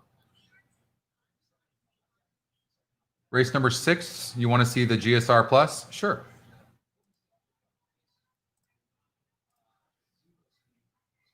Okay, so first the GSR is here. We talked about this last week too. I mean, look at this race. Top win percentage is the 5 at 20%. I mean, guys, we'll go over stuff and we'll do the best we can. But remember, I'm going to be careful about telling you what to play here. I'm just going to give you my opinion as we look through each one, okay? When's Keeneland? We got a little time on Keeneland before race number 3, Ray. I'll look at that, okay? But we've got a maiden claimer here for $150,000.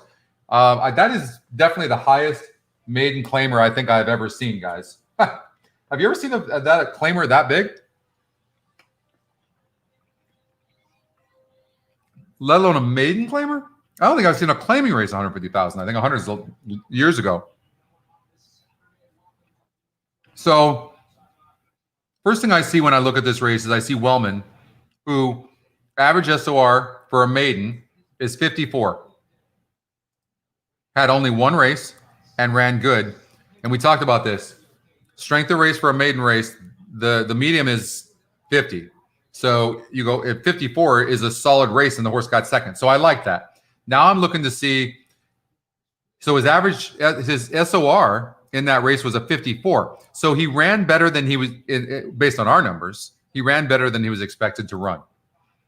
And then I look and he's got the top GSR. And then I look and see that the top win percentage is only 20%, and the 2 looks really solid to me. So now we'll look at the GSR Plus. So first thing we see is the horse is more bred for dirt, but has some nice turf breeding. It's a nice, well-bred horse. Synthetic is good, 63, and wet's okay, 59. And then when you look at where this horse, what we're missing right now is, I think we need a sort button here. You guys agree? We need a sort button to go directly to the top and see where this horse is best. But we're a 6 furlong race, and he's a 65, which we know. As we scroll, no, this just came out this morning, so we'll dial this in a little bit and make this even better. But it looks like 6 furlongs is this horse's best distance, and dirt is this horse's best surface. So from that perspective, I think the 2 horse could be tough. Could get and in a tough race, you could get a good price. Oh, Kevin, love the system for quarter horse races. All right, we have time? Yeah, all right. So we're gonna go back to yesterday because we had talked about that long shot that won. So let's go back to Los Alamitos yesterday and see that we'll look at the late pick 4. Let's run a late pick 4 first of all. We'll do it for $60 and see what would have happened. 4, 5, and 6. So we've got that. Race number 6, 3, 5, and 6. That's the horse that paid $73. So did you see that? 3, 5, and 6. So it hit that. So the Scotty Longshot paid $73.40. So far we're alive. I don't even know what the results of this. Then we got the 9 horse in there, which that was a wide open race. That hit. And the 9 horse had a decent GSR. It's fine. But these are experienced horses. So I would have wanted the SOR, had the top 3. So I had a 51. And then I have no idea who won the 4th race. Was it the 7? Holy crap. Look at that. $60 ticket. You hit that pick 4. Paid $618.60. Wow. All right, let's see if we could have hit it for 48. I have no idea. By the way, you can see there's no work on there. I didn't watch the races. I had just seen somebody post the Scotty Longshot. So on a $48 ticket, the 6-1. 6-1, we got that. Had the 9, had the 7. So we hit that for $48 too. Let's try 36. 4, 5, and 6. We got that. 3, 5, and 6. We got that. Then we would have. Okay, so 36. We wouldn't have had it. It took out the 9. 40. We wouldn't have had it. 42. Would we have had it? All right, okay, here we go. No, so $48 ticket. So on a $48 ticket, you could have hit that pick 4. Thanks, John. Good luck to you. So, yeah, quarter horses is fantastic. Remington Park wasn't hot yesterday. So you see all these flames. This is yesterday. So of all these tracks, only 4 tracks, Century Mile, a couple others, Remington Park being one of them, weren't hot. What does that mean? So for those of you that are new, that means that in the last 16 races, we always try to keep current races. In the last 16 races, each one of these tracks is hitting at 38% or above on either the win percentage or Scotty's picks. If you want to find out which it is, you can go here, click on the logo, go to hot tracks, and it'll tell you. So Gulfstream Park, it shows you the minutes to post in each of these tracks. They're going to the gate at Gulfstream Park, and the top win percentage has won 56% of the last 16 races. So what is that, 9 races? So 9 of the last 16, the top win percentage. So who's the top win percentage right now? And that would be the 10 horse, who, by the way, top Scotty pick as well. 7-5 on the morning line, 4-1. I hate to say this, not with my money. You have not very often you see a horse that's 7-5 on the morning line and go off at 4-1. This horse is so dead on the board, it's not even funny. I don't care if he wins. I don't care that he's Scotty's top pick. No way. Not with my money. I mean, maybe the average SOR, the GSR will tell a story. Geez, of course, it has the 10 horse. What's the story with the 10? Been off since June. Dropping in class some. I mean, the connections must know that this horse is no good. Edgar Zayas the board. I don't know what the hell's going on. Top GSR, 4 horses, never been this distance. The 12 horse is getting bet to the favorite, but he's only going to win 16.2% of the time because he's not the betting favorite, or he's not our top win percentage. So instantly, it just makes this race wide open. At least that's an easy way to handicap, right? And then you look at the jockey. The jockey, Jaramillo, but the horses was off a layoff. It jumps to the 12. But the horse has to have the lead. We pretty much feel comfortable that we know that the 12 horse, who's a big-time front runner, and so is the 6, by the way, needs the lead. What's the 4 style? The 4's tactical. If I was just betting to win right now at 3-1, it would definitely be the 4. Top GSR, never been this distance. The favorites look a little bit vulnerable. Yeah. Probably that.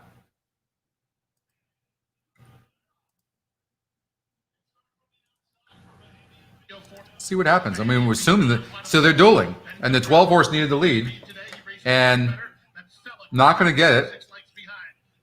The 10 horse is right. By the way, did you see the 10 horse get bet a little bit late? Still 7-5 morning line. Incredible. If this 10 horse wins, I'll be sick, but I still wouldn't. There's no way I could bet it to win, but he's going to win, isn't he? Where's the 4? 4 is going to come on late.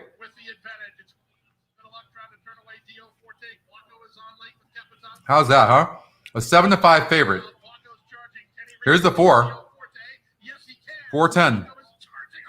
Came up late. We just took a tough race, and in this case, we ended up winning. But we took a tough race, and we turned it into the right move. Look at this. Top GSR, 64. The top 2 GSRs, for that matter, the 10 horse off a layoff, not getting bet, was an overlay, top win percentage, and we turned it into profit. So that was good.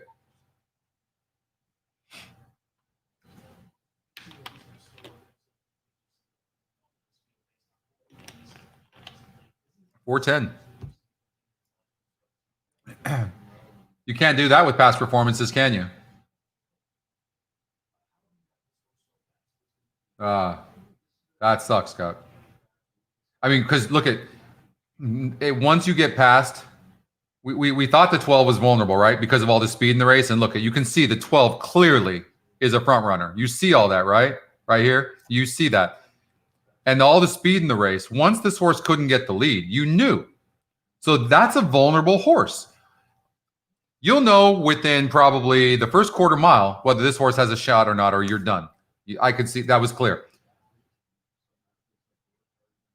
So the horse was getting overbet. Did you see the 4 horse get bet late? Did this horse really go off as the favorite?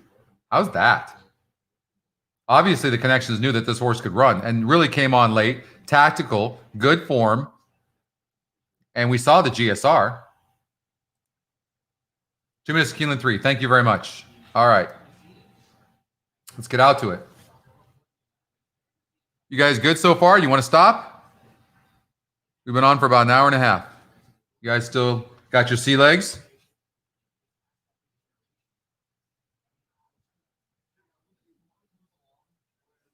All right, so I eliminated the 1, and we've got the 5, 7, 8, and 9. Just getting started. All right, all right. So we've got. So the first thing I notice, but okay, look. The first thing I notice is in the last 5 races at this surface and distance, so 6 furlongs on dirt, the 5 horse has a 52. Okay. So now I have to look at the other horses, but that's a 52 in comparison to the 7 who's a 57, the 9's a 60, and the 8's a 62, which means all of them, and they've all got decent records at this surface and distance, have done best. The 5 lightly raced. I mean, 9 races is okay. Seems to run best when he's on the lead. I don't like the 5. So I'm going to, at least on the win end now, I'm not using the 5. So if I did a trifecta, I've only got 4 horses here. So I'm going to do a $4 trifecta. And the 5 is not, I'm going to force the system not to key the horse on the top. And then I'm going to regenerate. As a matter of fact, now this is my own handicapping. That's not what I'm telling you to do. I'm eliminating the 5 altogether. Or no, I'm sorry, only in third I'm going to keep them. So that would be my ticket. 7, 8, and 9 with 7, 8, and 9 with 5. Now, that might be too much of a ticket in such a short race because all these horses were scratched. So maybe do a $3, definitely not a $43, $3 ticket. So it's doing 7, 8, 9 with 8, 9 with 5 and 8. Well, I don't know that I like that. I don't know that I like that. Is the 9 a single? Is the 9 really a single? I know he's 47%. He's been facing 62. So who has he been facing? So he has been facing better horses. He's got an outside post. You know, he might be a single, guys. He might be a single. I kind of like the 7 a little bit, the Scotty Longshot. I don't like that the system is only using. Okay, here's what I'm going to say. The 9 is not going to come in third. The 9 is going to come in first or second, right? So, but I think the 7 can be third. So I have to do that. Do a $4 ticket. I'm forcing the system a little bit. So we got 7 and 9. There you go. For a $4 ticket, 7 and 9 with 7, 8, 9 with 5, 7, 8, 9. That's what I would do. $4. It did. Oh, and not a surprise, Ray. Yeah, that's the ticket generator had the 9 as a single. He's tactical. He has an outside post. And he's been facing tough competition. I'm not going to be surprised. I kind of like Warriors Lullaby, the 7 a little bit, so I added him for me. Remember, like whoever makes the better decision here, maybe do an exacta box 2, 7, 9 or an ice cold exacta 9, 7. I personally don't like the 5 that much. Is on the inside of those other 3 contending horses, been facing weaker horses, needs to be seemingly on the lead. I don't care for the 5 as much. Good luck, you guys.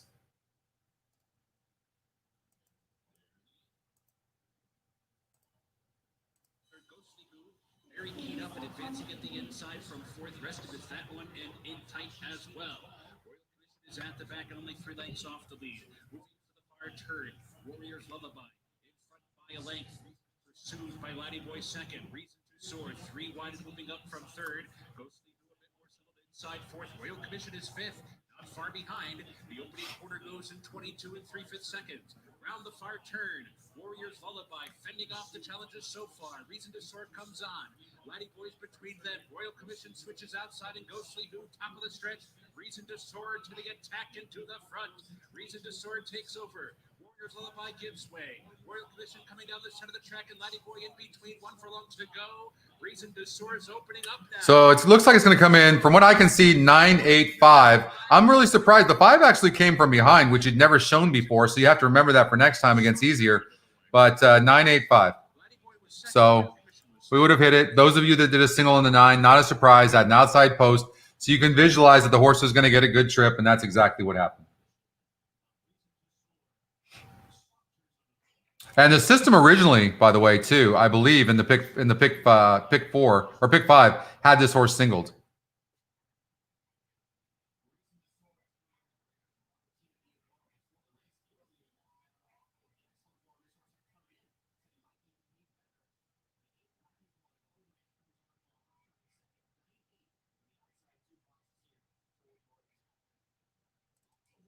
Gary, what are you talking about? Are you talking to me or Alicio on Are You Crazy? I'm crazy, but what are we talking about here?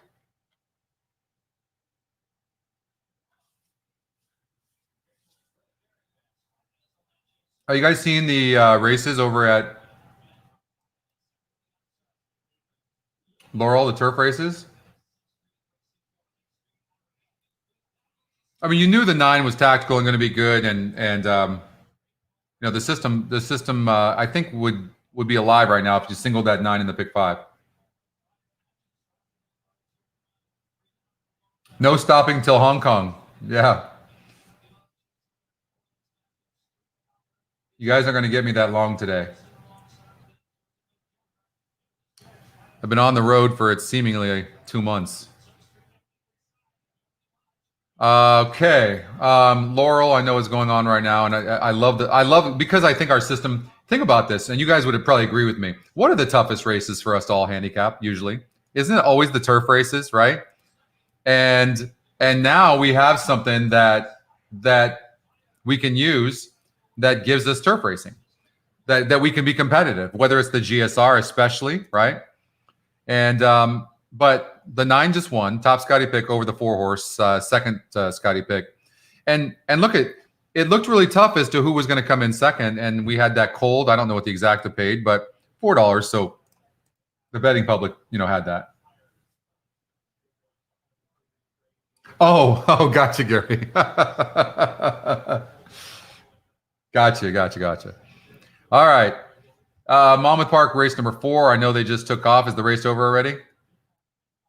We just missed that.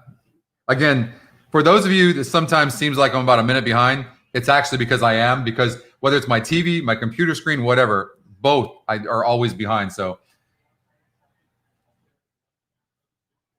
yeah, we went long last week, didn't we, Gary? We covered. I think we did about 18 hours in 3 different shows. Something. I mean, it was long.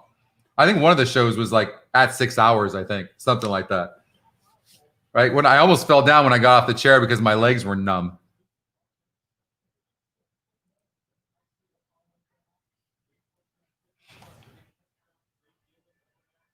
Okay, so it looks like Monmouth Park's still going.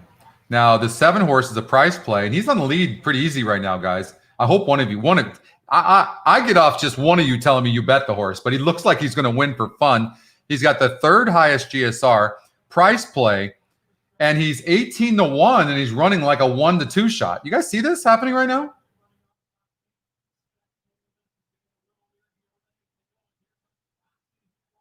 Oh, the 4 is coming. Hang on there.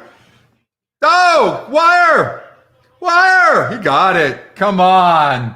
Flaming wheelie bus right there. 7-4. Look at that. That's awesome. That's all. When it works like that, look at that price play. 18-1. Third top GSR. That's just incredible. Really neat. All right, we're going to go to Belmont Park, race number 5. Race number 5, and wide open. Top win percentage, only 24%. Has a low GSR. First-time starter. Rosario's aboard. I mean, I know, but 24%. It is the top win percentage. Not in the top 2 Scotty. Not a Scotty long shot. We talk about this, and a low GSR. I mean, here's what I will say. What tools do we have with a bunch of first-time starters, right? If you don't have the win percentage on the horse, if you don't have the GSR, what do you really have? And that, I mean, right? You see what I'm saying? Like, I know I'm pimping for the site right now, but when I first created this site, everyone said, to hell with you can even come close to creating a number for a first-time starter. We've created a number for a first-time starter, so something that we're all very proud of with our team. And you got a GSR here, so we're gonna be right. The 6 is the 6 we had. Did we look at this before? Wasn't it the 6 that I liked? Yeah, it was. This is the horse I liked getting bet right now, right? We talked about this horse.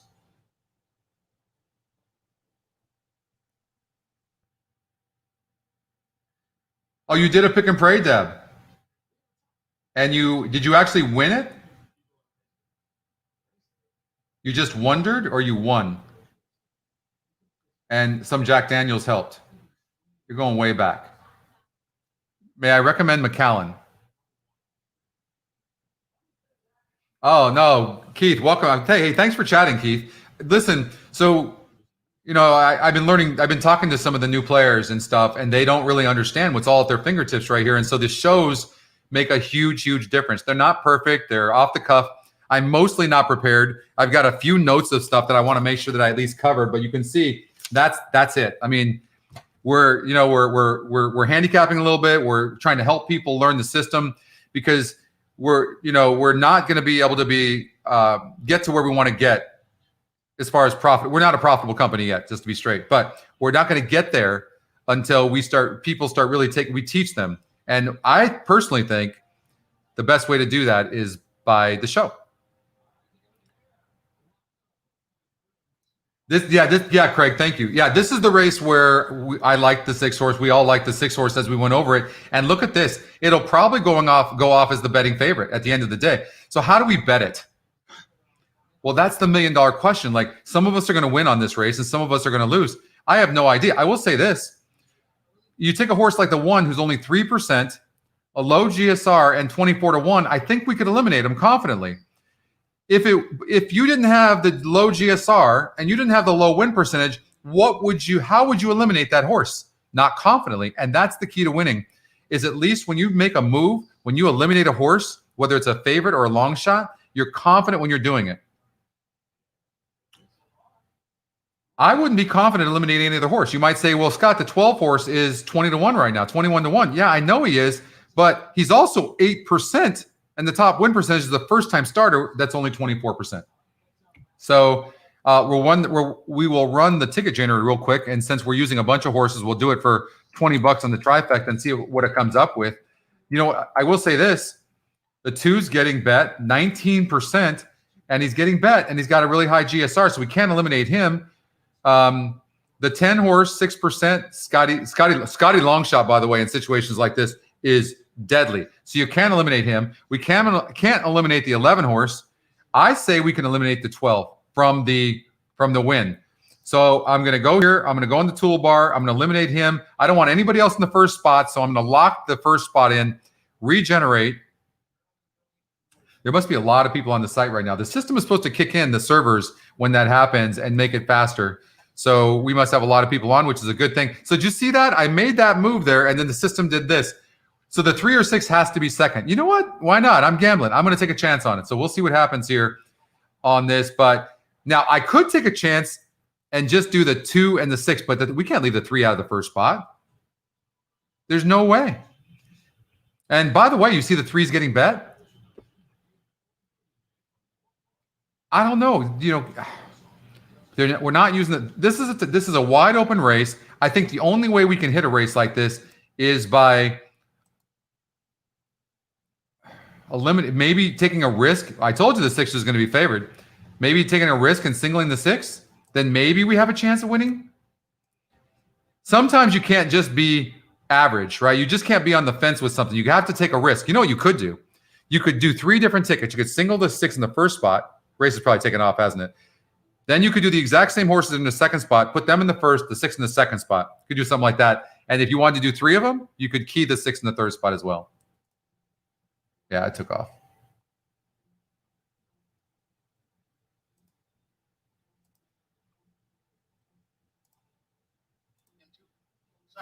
That's good.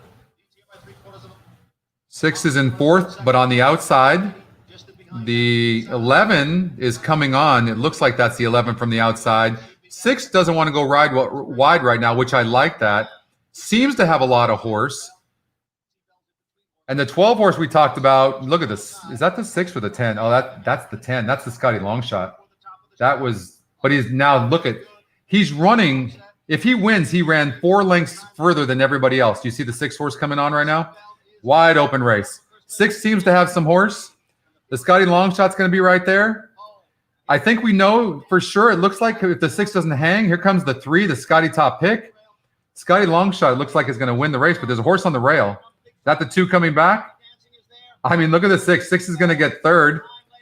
I mean, we were all around that thing, right? I mean, it comes down to the wagering. If you did the original ticket and you didn't single the 6, so we had the 3, we had the 11, 10, 2, and 6. Regenerate. Would we have hit it? It had the 2 winning and the 10 second. So the Scotty Longshot ran good. The 2 horse had a 19% number, which was the second top number, and a really good GSR. I was worried about the 11 only because of the GSR. It's saying that the horse really is not bred for turf and 7 furlongs. Hey, Jeff. What's up, coach? Right? 2, 10, 6. You had that. Nice. Right on. Awesome. I mean, we were right all around that thing, right? Oh, Scott, you had 6 with 10 with 2, 6, 10, 11. I mean, right. So you see, we were right around that damn thing, but it just comes down to betting. I will say this, if in retrospect, and I know it's so easy to say afterwards, based on that GSR for the 11 horse, I probably, because you're talking about babies, you're talking about turf, I probably should have left him off. Honestly, but that's easy to say. But look at that GS. He has the worst GSR. And by the way, look at the top 2 GSRs. And the 10's not bad. I mean, it's middle of the road, not bad. But look at the 6 and 2, and they were first and third. Pretty cool. You know, I wouldn't have won this race personally, but it's really neat that we're right there every time, right? And look at, we didn't take us starting from scratch and handicapping for an hour on one race and handicapping every horse. We were able to eliminate a couple of horses, use some of the tools. That's pretty dope. Yeah, it always helps when Irad Ortiz is on the horse as well, Michael, for sure. No doubt. No doubt. All right. Don't forget to subscribe to YouTube, guys, and don't forget to please like the show. It helps. Thank you. I appreciate that. You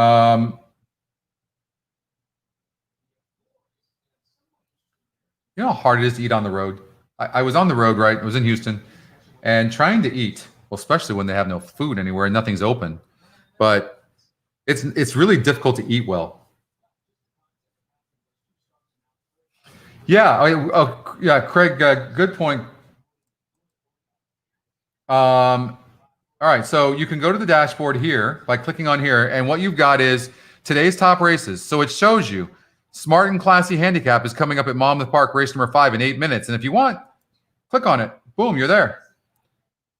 If you want to see some of the big races coming up today, you just go to the scroll bar right here. You can see Laurel Park's got some big turf races. Look at the Maryland Million Turf. That's coming up. We talked about them having some big races today on the turf.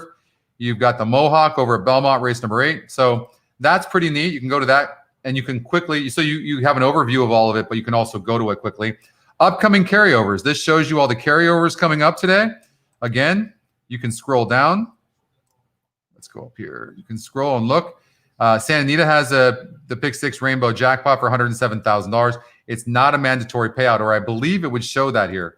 So, but coming up in 11 minutes, Laurel Park, Pick 6 Jackpot. You can see nobody's really playing it. Then that's added to the upcoming Pick 4s and Pick 5s and Pick 6s. And you can see here in the Pick 5 that's going off in 4 minutes over at Gulfstream Park. You can see so far in the Pick 5 pool is $24,225. Oh, thank you, Garrison. I appreciate that. I'll show the updates again so people can see that. So you can see that. You can click on this if you want to go straight to it and you want to play a Pick 5 over at Gulfstream Park West.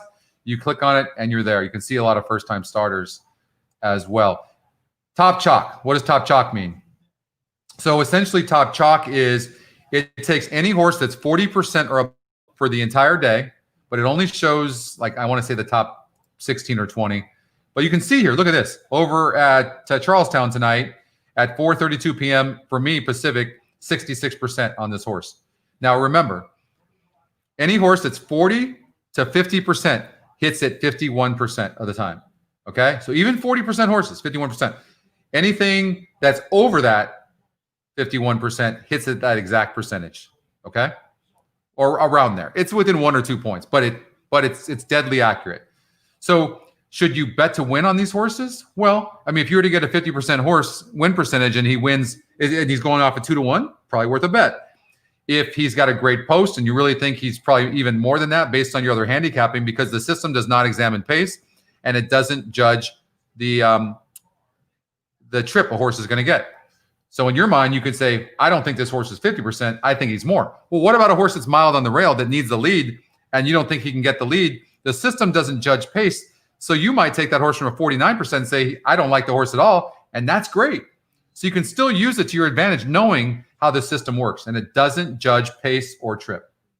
I love post. I'll take a horse that has tactical speed, like the 9 horse, the favorite that just won over at Keeneland's last race, and judge a horse based on that. So price plays. There's 10 different algorithms. These are all long shots. Same thing. You can click on it and play it. You can see in 5 minutes, this DG Power, the 7 horse is 19-1. We just saw a price play come in second place at pretty big odds. Then you can come over here to Hot Tracks. You can see the last 16 races, what a horse has been winning at. Click on the question mark and it'll show you the details of Hot Trainer, Hot Jockey, and Hot Track. All right? So pretty cool stuff right there. Thanks for that reminder, Craig. Well, yeah, Garrison, you're talking about the SOR and new GSR. Thank you very much. The SOR is my favorite tool by far. Strength of race. I've been saying since whoever will listen, Show me 3 names of 3 horses and how they finished. It means nothing. Does it really mean anything to any of us? It doesn't. So-and-so came in 3rd. Who cares? Would you rather not have the SOR, strength of race, and show you how strong that race was? Isn't that way better than looking at past performances that show you that a horse came in 3rd or this one came in 2nd? Are you so good that you know every single horse's name and know how strong they are and how good they are?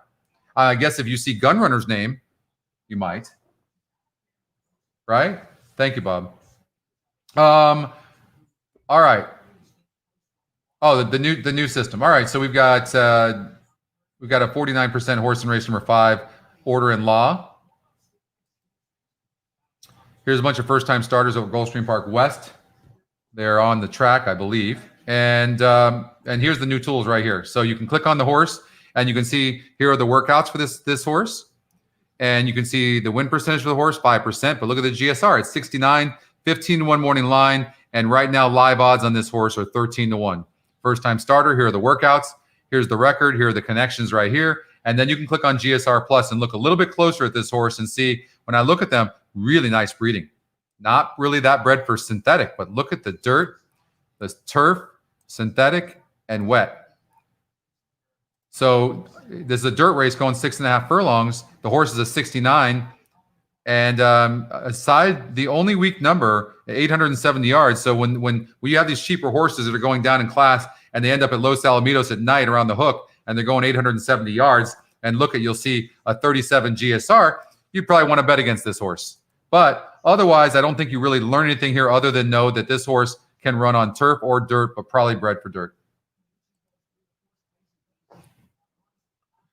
So the GSR, the new GSR, Pat, the 1 number is, in fact, based on sire and dam, of course. And instead of 2 generations like the other one was, it's 3 generations.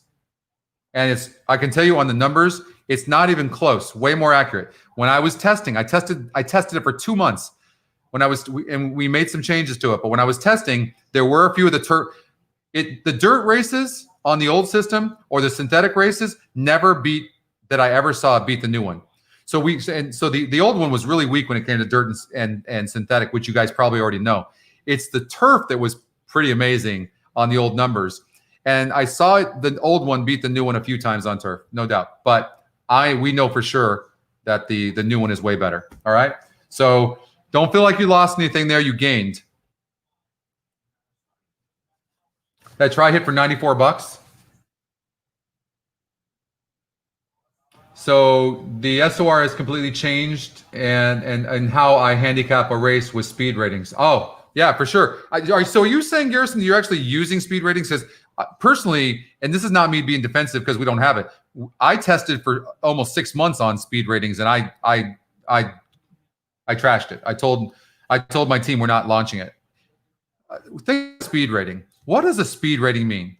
And I think that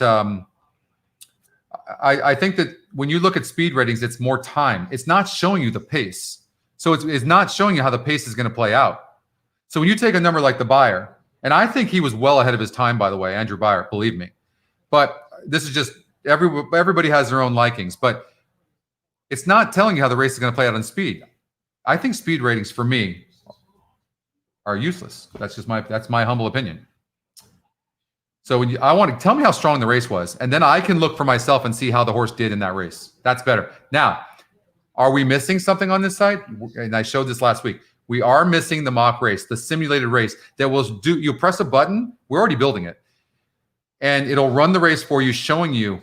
So when you look at a horse, it'll even tell you this horse needs the lead. This horse has never passed a horse. So when you see and he doesn't get the lead, you know what you're doing, right? You're eliminating that horse immediately. And it also show you track biases. So that's coming. It's going to take about 6 months to a year, but it's coming, and we're building it. I'm testing it right now. I showed a little bit of it last week, but okay. I missed a question. Where's Dan? Sorry, Dan. I got chatting away on stuff and I missed it. Where's Dan's question? Did I miss it?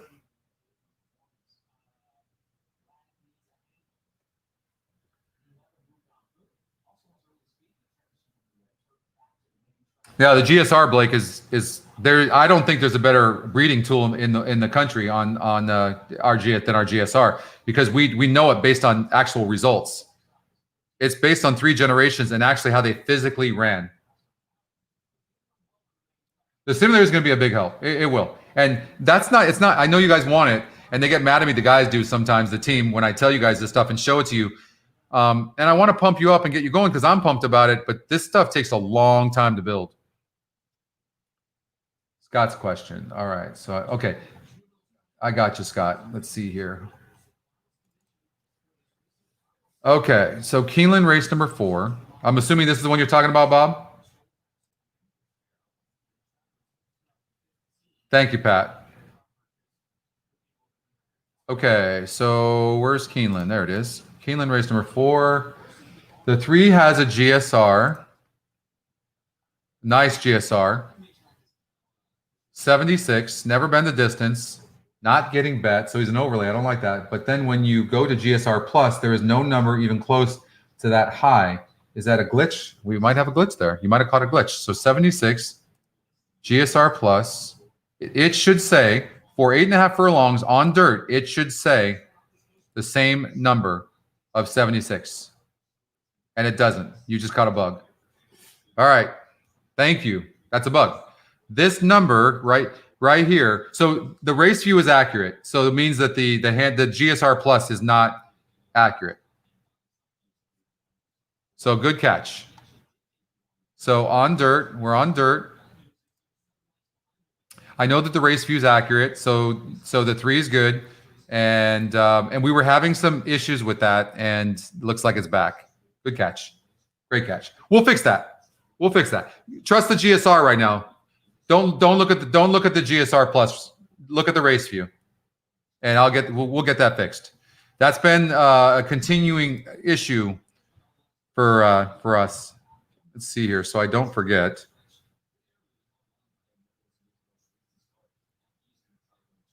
See if Brad answers the phone.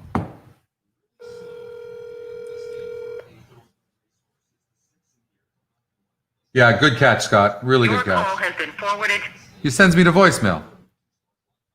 All right, hold on. I'm gonna text Brad. Check race 4 at Keeneland. Horse number 3. All right, horse number 3. GSR on race view.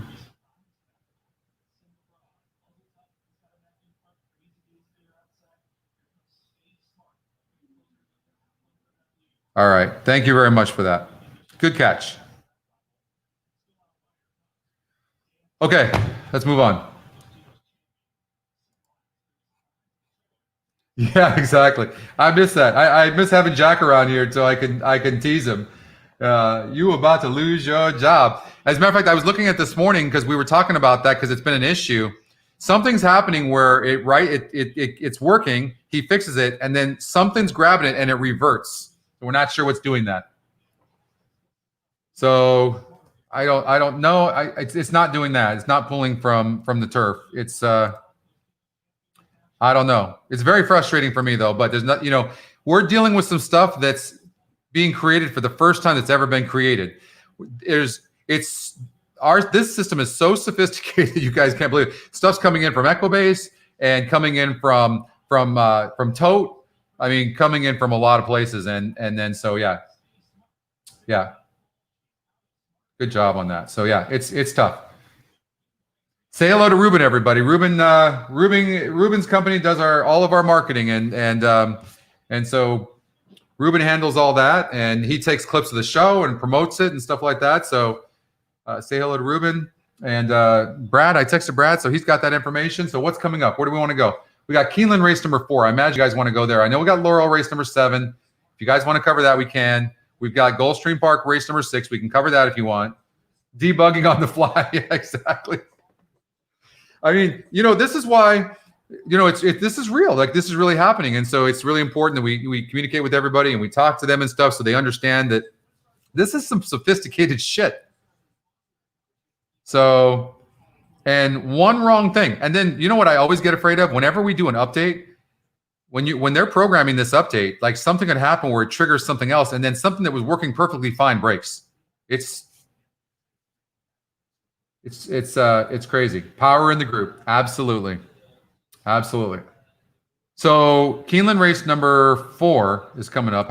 We talked about this. I mean, we talked about the top pick, 47%, one for fun, most likely a single. Came in 9.87. No excuses for the 7-horse settling for 4th. Trifecta paid $12.10 for a buck. Linda, thank you for saying that. That is a really good point. Brad asked me this morning because So right here on the GSR Plus, Brad asked me this morning. He said, "Do you want to launch this to the site?" Or last night. He said, "Do you want to launch the new Handy View?" And I'm like, "Well, why wouldn't we?" He says, "Because the GSR Plus search tab isn't working." I'm like, "No, I think everybody's understanding now, and they understand that I think it's a trust, right? I think you guys trust us to know that, and you guys hopefully know how I am, and this stuff bothers me. I'm a handicapper. Like Alicio, I know you were frustrated with some of the bugs we were having last week, and it was a major one. Like we had a hard time finding that. Finally, a couple of days ago, Brad put that fix in. John was having some issues. I mean, but if that happens, just hang in there. I know it's frustrating because when you're handicapping, you know how I think us handicappers, most of us are extremely impatient, and we just want what we want, and we want it now. We want it to work, and when it doesn't, we lose our minds. I get it. There's no way you're going to be more frustrated than me. Just remember that. And most of the time, we know about it, and it's being fixed. And some stuff is easy fixed, and some stuff takes a while. But I think you guys are seeing this thing evolve, and and if you know anything about me and our team, God willing, this thing is. Can you imagine what this thing is going to look like in a year from now? Thanks, Pat. I appreciate that. I trust it's important. You guys know I get off more when you guys win and do well than when I do.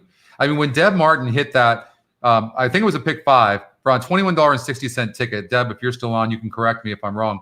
But it was the very first day we launched the price plays, the money bag, and she included one of the horses in that pick 5. That it was a 5% win percentage. That no way without the money bag on the race view does she include that horse, and she has $21,000 less money in her pocket. It was a pick 6, Deb. But is that a true story, Deb? Brad is a genius. No, he does not need an increase in pay. I did give him 5% of the company, though. I'm not stupid. He makes a lot of money. I wish he's not our only programmer as well, just so you know. But yeah, right, Deb. So if it wasn't, Deb, am I right? If it was not for the money bag showing up, would you have used that horse in your pick 6? I'm pretty sure you wouldn't have, right? All right, race number 4, Keeneland. So the 3-horse, is the 10-horse a single? Wasn't this a horse that I didn't necessarily like? Yeah, look at this, the lowest GSR. We just saw a favorite lose as the lowest GSR, and the win percentages are pretty even. Now, the 3 is low, but we talked about this. I don't think the system, there's something within this type of horse that the system's not catching. It just isn't. 1 for fun, and it was an easier SOR group, but this horse has a 76 on the GSR, 1 for fun. So this horse was supposed to win and did it easy. So I think this horse can take the increase in class. Bill, you only come up with ideas when you've got that hooch you're smoking, and you got a good strand or strain, and that's when you come up with your best ideas. Next thing you know, I'm getting 10 emails.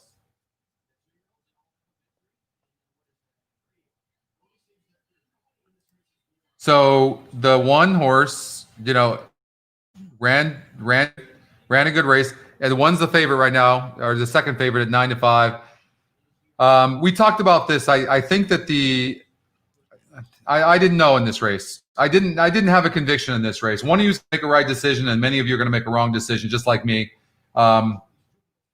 And yeah, see, Deb said right there, only reason that she didn't use that she used that horse in there. So without that, Deb does not hit that 21 grand.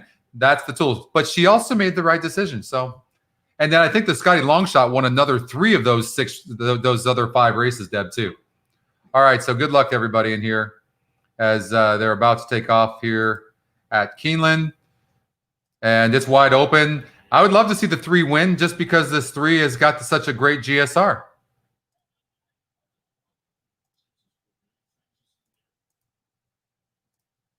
Ready?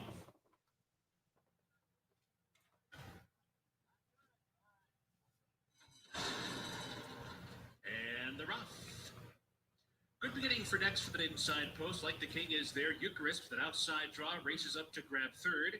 Hendrick backs off, angles over toward the inside to be fourth for the run to the clubhouse turn. So it is next in front. Next to leader by a length and a half. Like the king, running in second. Eucharist is 3 wide. Up and on the pace, racing third. Hendrick heat up inside fourth in some traffic for Hendrick. You see the way the one's behind the top 3. Head is so high. Even the 3's running a little bit rank. This is a type of horse that usually needs the lead. This horse, I know that he's got a good GSR, but she's going to need to be probably much the best, unless the rest of the field isn't that great. Because when you're exerting a lot of energy there.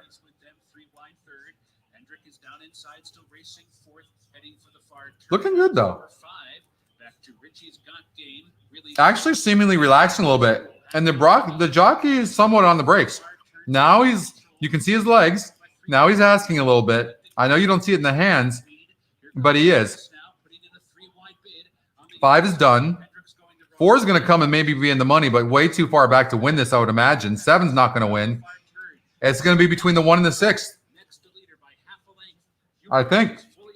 3's trying.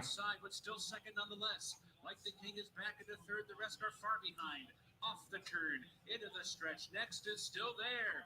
Next turning for home. 1's gone. Back up is next. Next, just like that. Hard trier. And then it's going to be for second place between the 3 and the 10, it looks like. But 3's not changing leads right now. 16th and next rambles under the wire. A coast-to-coast winner by 8 or more lengths in the end. 10-3. Was second, like the king was third. Texas Rule was fourth, and Richie's got all right. fifth. Well, I would imagine.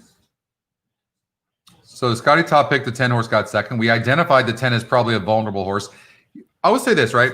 You have to have conviction, win or lose. But when we have identified a weak favorite, have we not been right every time? I don't think there's been one time where we've identified a weak favorite and the horse lost. So this was not a great group. The 10 horse had a 53. The 1 horse won easy, had a really good GSR. The 3, I don't think the 3 is a bad horse. It has a good GSR, but didn't change leads. Has a lot to learn, and and the 1 won the race. I mean, it's good handicapping.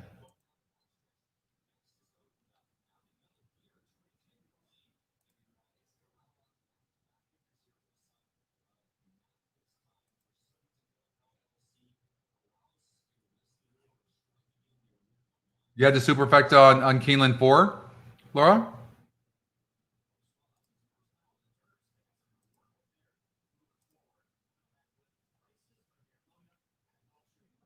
Nice.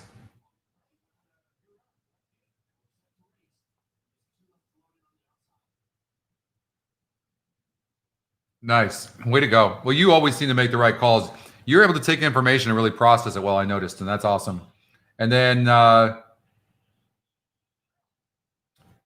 Alicio, Keeneland pick 5, untouched, would be still in needing the 1, 2, 4, 5. So I'm a little confused on that. What are you saying there? Are you saying you are alive to the 1, 2, 4, and 5, or you would have done it and you're not alive?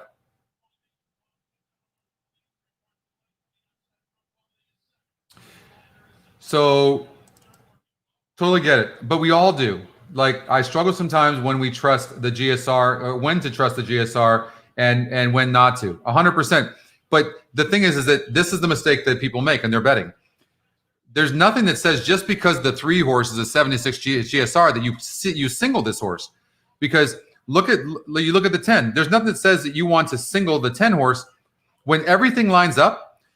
So we have a situation where there's a tough race because it's 33% top win percentage.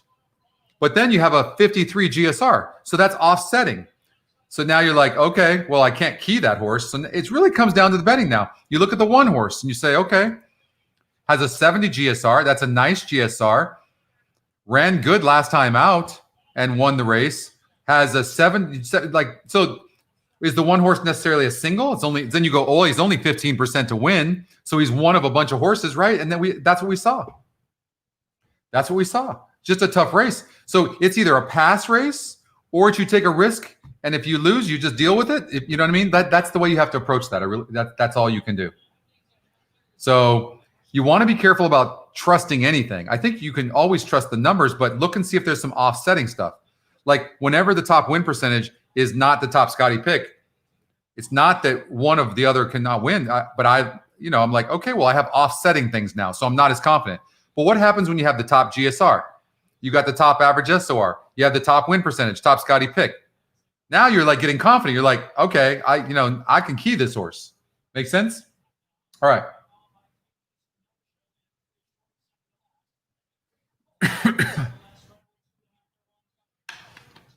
No, the 3's GSR here is spot on. It was a 74.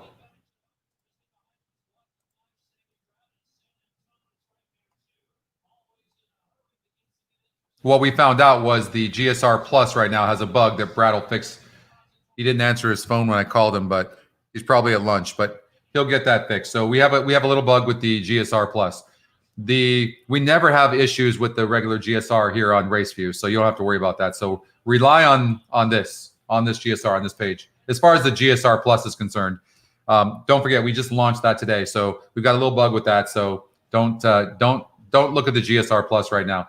The one thing on the GSR Plus that is working, if you want to, is these numbers up top that show this horse is more of a turf horse compared to a dirt horse. It's right there, so you can trust those top numbers in the little circles. Okay.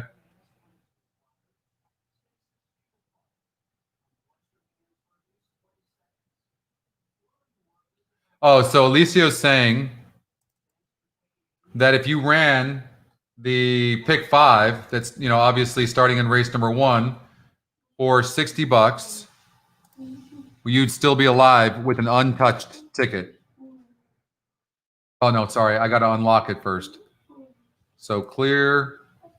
You can clear all legs and then regenerate, and that's what it gave. So the 5 won. The 2 won the next race. We had that 1, 2, 3. You can see these chevrons right here. A lot of people got confused by them. That's a chevron. That means it's using the horses in between the 1 and the 3. So 1, 2, and 3, 5, and 6 were alive there. Singled the 9. The system would be alive there. Next race had the 1 and 10. Well, it came in 110. So that was cold in there. There it is, 110. And so we would be in a $60 ticket. In the pick 5 at Keeneland, we'd be alive to the 1, 2, 4, and 5 if we just use the system on a $60 ticket. All right. Post time where? Belmont, race number 6. Okay. 2% not getting bet. 2% not getting bet. Okay. So we eliminated 2 horses fairly easily. We've got 1 for 1 on the 2 horse, who's the top Scotty pick. I like the 2. Nice SOR, average SOR. As far as who's got the top, it's the 3 horse, who's the Scotty long shot. And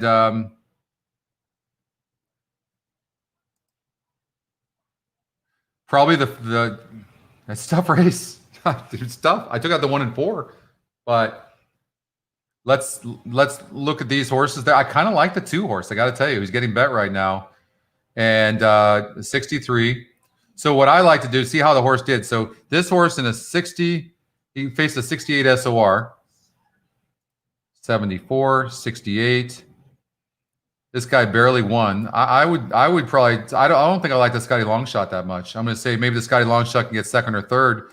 So I'm going to do a trifecta for $4, and the Scotty long shot's not going to be for me on the top. So I'm going to hit the toolbar. I'm going to lock him and regenerate. So that's what I would do as far as a ticket goes. 2 and 5 with 2, 3 and 5 with 2, 3, 5, 7.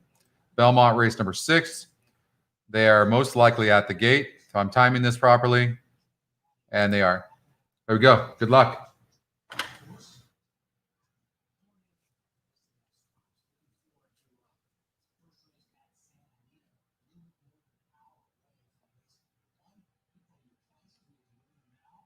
Saez has climbed back. Making sense.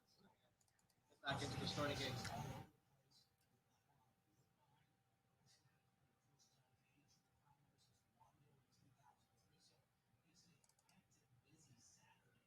Wow. Nice, Laura. Amazing.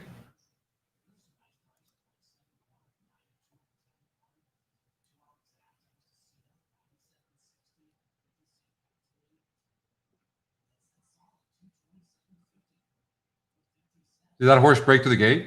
Is that what just happened?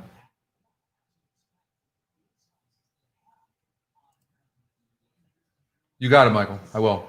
Gulfstream 6 got done. You can talk to that 3 was third and 2 not in sight. All right, well, we'll check that out after this. This is the Empire Distaff for 175 grand. Fillies and mares, 3-year-olds and up. And that was with a mouthful. Singular Sensation is out for the lead. Making sense now, moving up with Radikowski down at the rail. Making sense. Radikowski to poke ahead in front of Making Sense. And Singular Sensation is now back running in third. On the outside, Forever Changed advances at the rail after that slow beginning. Critical value. He does. Brad has caller ID. You're right. Oh, 3 broke to the gate.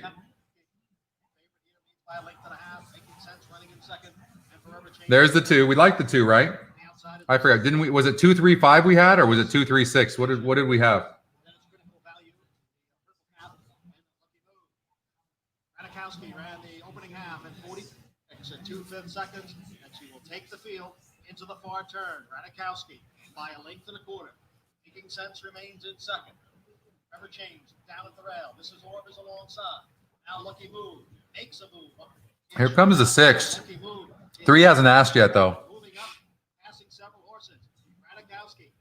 Now the 3, yes, there you can see it's just they're just rushing to lead. The problem with the 6 is 6 made a nice move, but look at this, 6 wide. I would imagine that's going to cost the 6 late. Might be by a nose, whatever it's going to be. But this horse just ran about 3 lengths further than the rest of them. So if he wins, you might want to follow him because he ran so much further than everybody else. And what a trier. He ran huge. 7-6-3.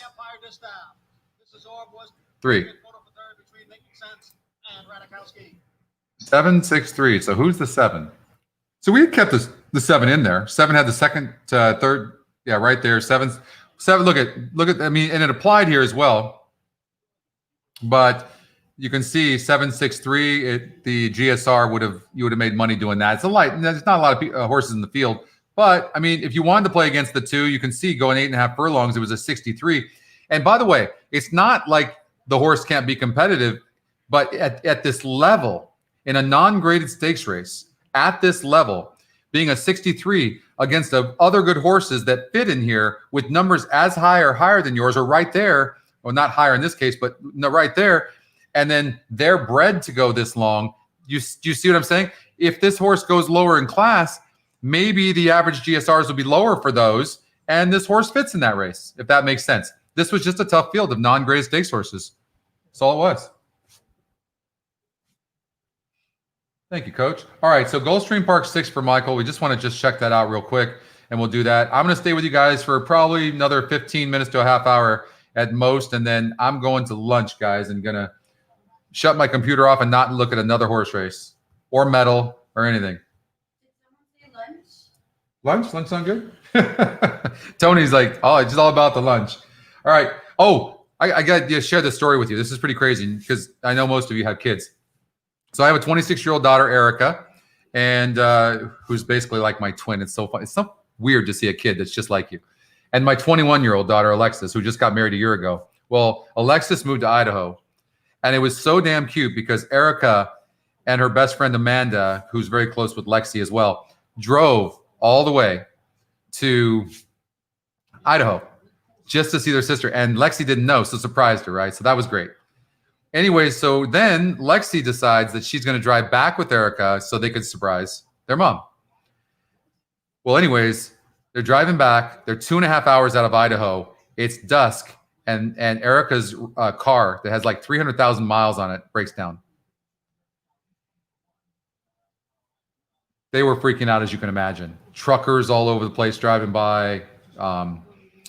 One of them pulled by near them and stopped. It was, and of course, Lexi called me crying and freaking out, and I was just like, you know, as a dad, I'm just like, I'm in Houston. I don't know what the hell to do. I'm like, just call 911. They called the trooper. This one trooper, he covers like 150 miles.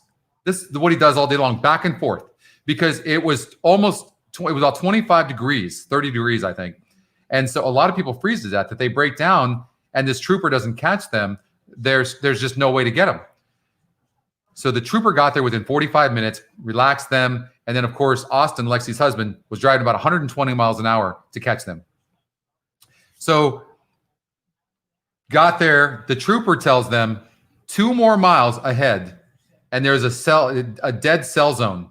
No one would have had any idea. You guys wouldn't have been able to get hold of anybody. Is that scary? Anything? Everything's fine and worked out, but that was pretty scary shit. All right, Michael, I'm going to get there.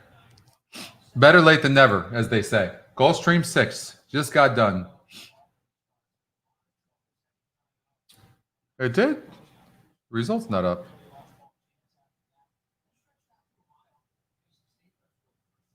Well, let's try refreshing. Why isn't it up? Did it just end, Michael? Because you sent that a while ago. Gulfstream 6 just got done. Can you talk through the 3 was third and the 2 not in sight?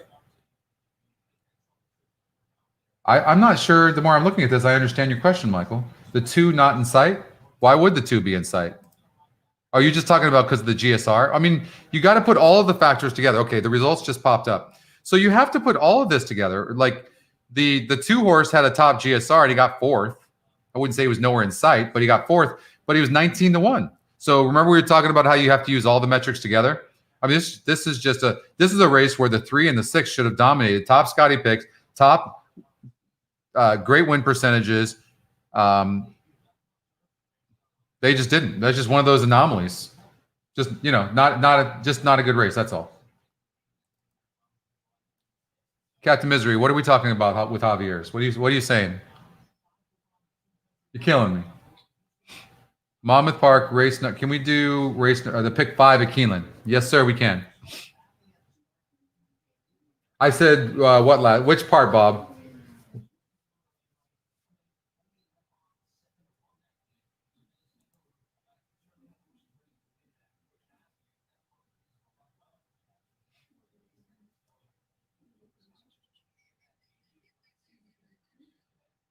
Sorry, Kevin, I didn't see your Laurel race number 8. Did that go off yet already? Oh, it didn't. All right, so what's coming up first? That's true, Bob. I did. Maybe I should be on the same page with you, Bob, but I got to get better at knowing what the hell you're talking about. But you're right. I did say that. But I'm going to get in trouble if I sit here for 5 hours. Oh, you know, okay. As we can see, of every race we've covered today, right? Everything was kind of around what we handicapped, right? That would have been, for me, Michael, that would have been the only race that just the favorite. The way I would twist that is, well, the top pick came in, the top Scotty pick came in second. This 4-horse one had a low GSR. I had not run a lick in both races, and all of a sudden does that. I would have been like, tip of the cap. I have no idea.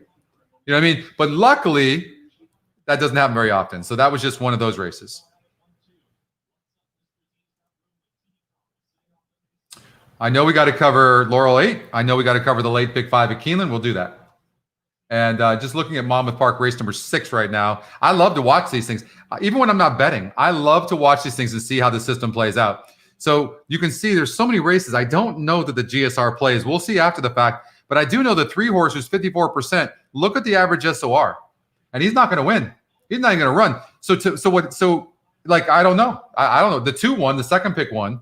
The 3 is going to get second. All of a sudden, he decided to run late. So this is just a horse. Did he burn money in the past? I mean, look, he's burned money in the past. I mean, he's just a money burner. This horse most likely not going to win until they drop him in for a tag. That's all you can do, right? I mean, I will say this: 3 tries. Now I know he wasn't the favorite, but he was 5-1, 3-1, 5-1, 7-2, and 5-2. and didn't run.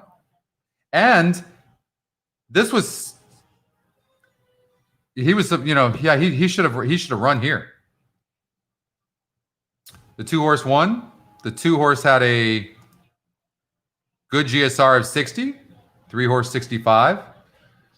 This is the type of horse I probably would have singled, and I would have got my ass kicked.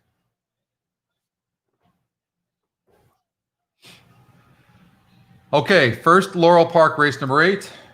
We're going to cover that.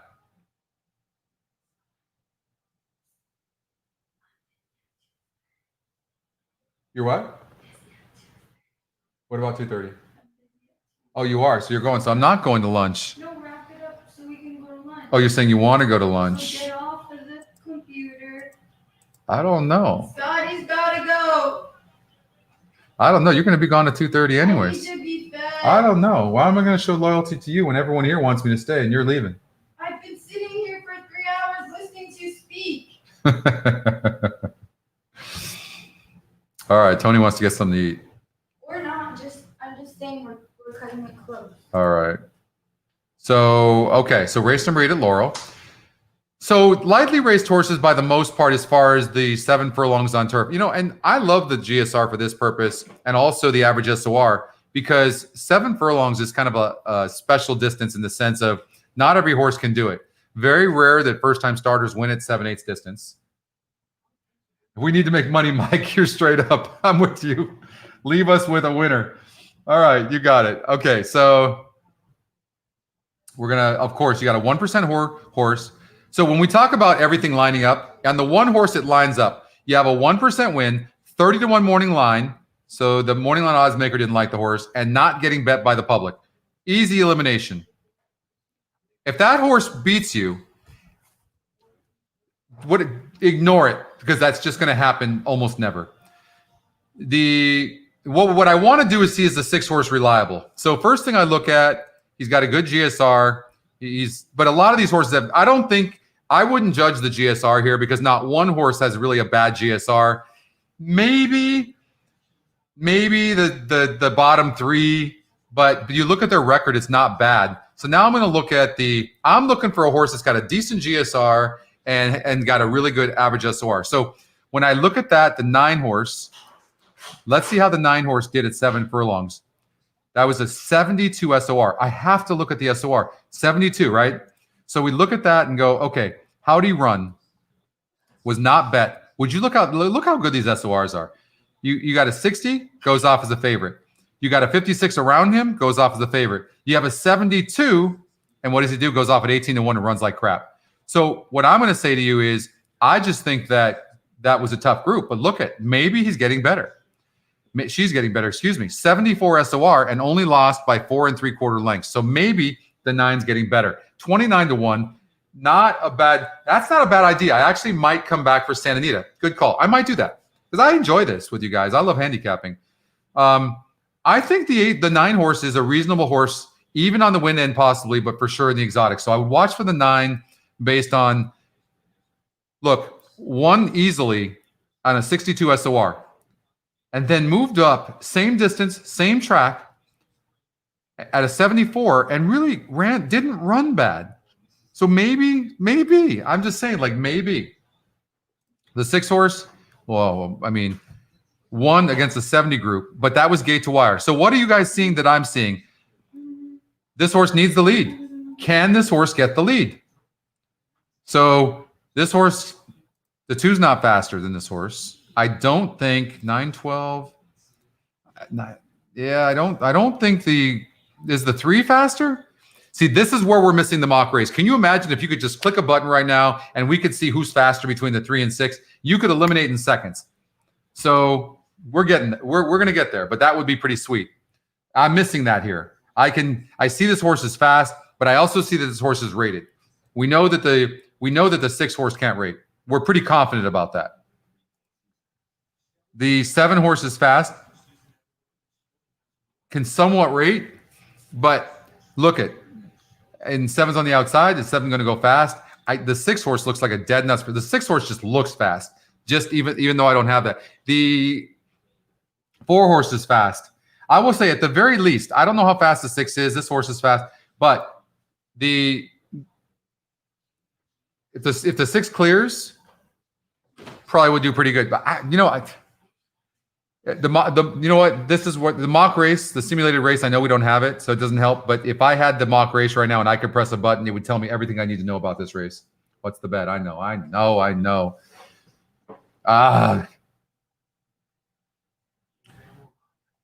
Just for fun, and I wouldn't bet a lot. For me, I would almost be covering every horse. I would key the 9 and I would bet a little bit of the win on the 9, and then I would do like a all 9 all and then something like that. Or okay, hold on here. We'll do trifecta. The pressure. $12. Saying 6.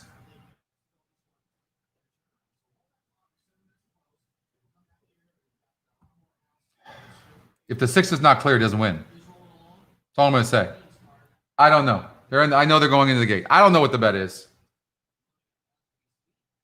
What do you mean I've been eating the entire show? Well, part of the show. I don't know. I thought you wanted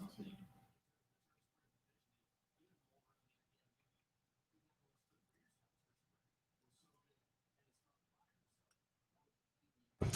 I really don't know. I really don't know what the bet is. It's a tough race.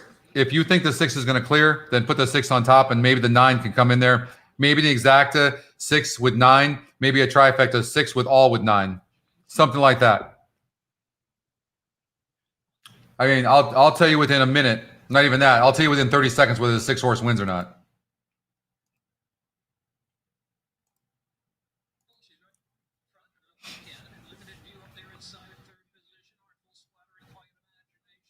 The 3. If the 3 keeps going, but if the 3 checks, so now the 3 got through, and the 3 is going to press.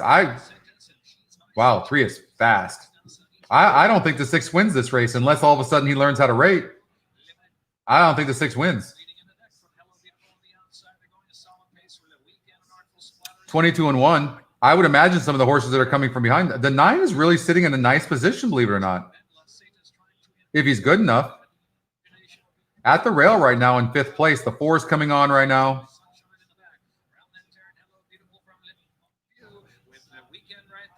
6 got the lead right now, but is all that pace duel going to hurt this horse after dueling with the 3 horse? I don't know.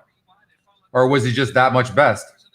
9's kind of just plodding around. I don't know. I can't tell about 9 just pulled, or the 6 just pulled away.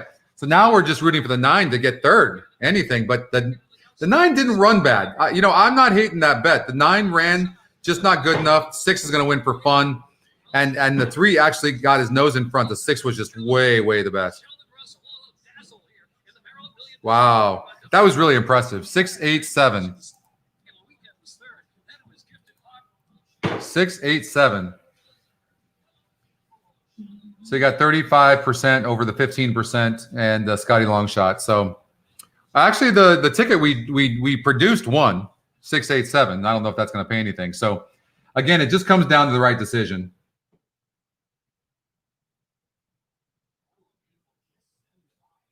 I've got mail at Newport Beach, Mr. M. I need to do that. You know what? I never check that mail because we never get mail there because all the mail goes to my corporate office. I guess maybe I had to check it. All right. Keeneland race number 5, and then I am out, but I might revisit you guys. Would you guys want to all come back if I came back for Santa Anita? All right, let's do. We'll do Keeneland. So we obviously somewhat handicapped this race, and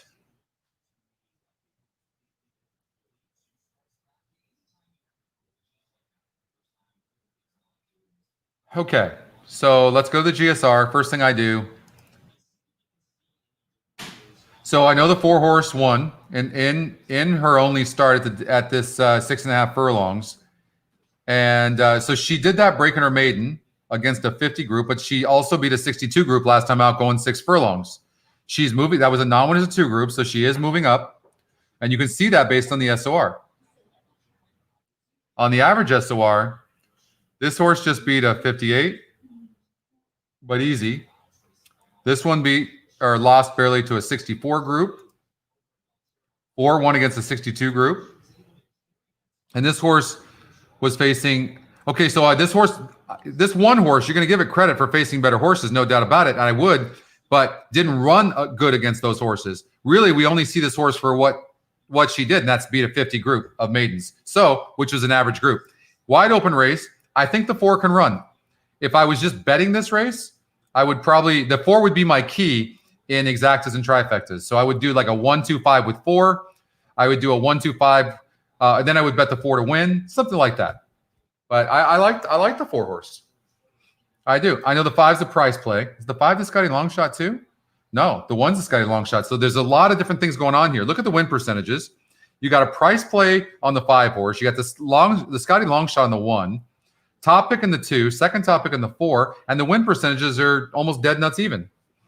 Does the GSR apply? The GSR does apply in this case, and that would go to the 1 horse pretty handily, who's never been 6.5 furlongs, been facing way tougher horses, cuts back in distance where she showed some speed. Yeah, I mean, the 1 can definitely run. If somebody bet the 1 to win, would it be a good bet? Sure, certainly wouldn't be a bad bet. What do we do know? We know that the 2 horse, who's the favorite, who's even money, is still a 72% chance of losing. Would you bet to win on a horse that's got an inside post, doesn't seem to have any kind of advantage, and is even money? And the GSR is only a 59? I wouldn't. Yeah, Ruben's game. All right, I'll probably come back, guys. I'll probably come back. I'll tell you what. Just come back to this same room here well, it'll probably be the mid half of Santa Anita, right? Because it's already 12:18 my time here. So I'm guessing probably like around 2:30, 2 o'clock. Let's get a bite to eat with Tony and then come back. Yeah, I'm a little leery on the 2 horse, to be honest. And look at the money this horse. Here's another thing. Man, I'll tell you, if I ever teach you guys anything, the one thing is when you see a horse like this, look at this. The last 3 times this horse was the favorite, lost. Look at this. And you know that because of the yellow right here, right? Look, right here. All right, there, but the yellow, right? So, I mean, how do you bet this horse to even money? How? I'm not saying you leave him out of the top spot, but I would say this. I had horses like this that I left off of big pick sixes. The 1.2 million I hit, I had 2 favorites, 1 6-5 and 7-5. Something I could be missing a little bit, but something like that. And I didn't even use them. And I truly believe the risks that I took are what got, that's where you get the big paydays. When you play what I like to say on the fence, where you're playing afraid, it's really tough to get a big payout. When you do hit, you're just gonna win a little bit of money, maybe, right? So the only way you win bigger money is taking risks. So in this situation, a risk for me would be, and I don't know that it's fully calculated because he's got a 59 in GSR, average win percentage. He is Scotty top pick, but maybe leaving the 2 out of the top spot. Let's see what happens.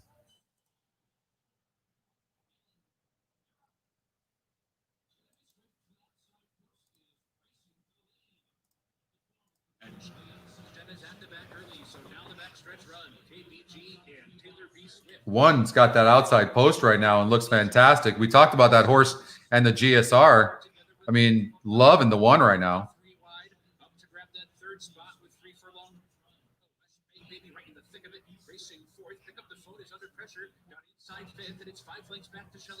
Shout out to Darren.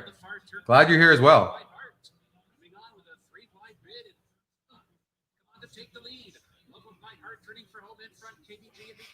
Where's the 1? 1? Oh, wow. How about the 1? Gone. Just gone. We talked about this too. 2's going to come in last, right? And look at how the 1 is just trying right now. But the other ones are trying too. The inside's not going to get there. The 4 horse is trying really hard. But I think it's going to be 1-4. And really close between the 3 and the 6. But we talked about that 1 horse. Top, look, I mean, there's a good field of horses. But 1, 4, 6. So good handicapping there. There, you wanted a winner. You got a winner, right? That's a good way to end. Talked about the 2. 2 got last. The 1 horse, Scotty long shot, 3-1 got bet. Yeah, so Ruben said, join the Facebook group and we'll update you. And I'm just going to end this broadcast right now. And Ruben, I don't know if we have to do a new broadcast room or how that works, but we'll figure that out later. I'm going to go to bite to eat. Guys, thanks a lot for watching. And scared money don't make no money. That's right, Annette. I couldn't say that any better. Thanks, everybody. Michael, Richard. I'll be back sometime during San Anita meet, okay? Maybe we'll farts around with the late pick 5. We'll see you guys shortly. Bye.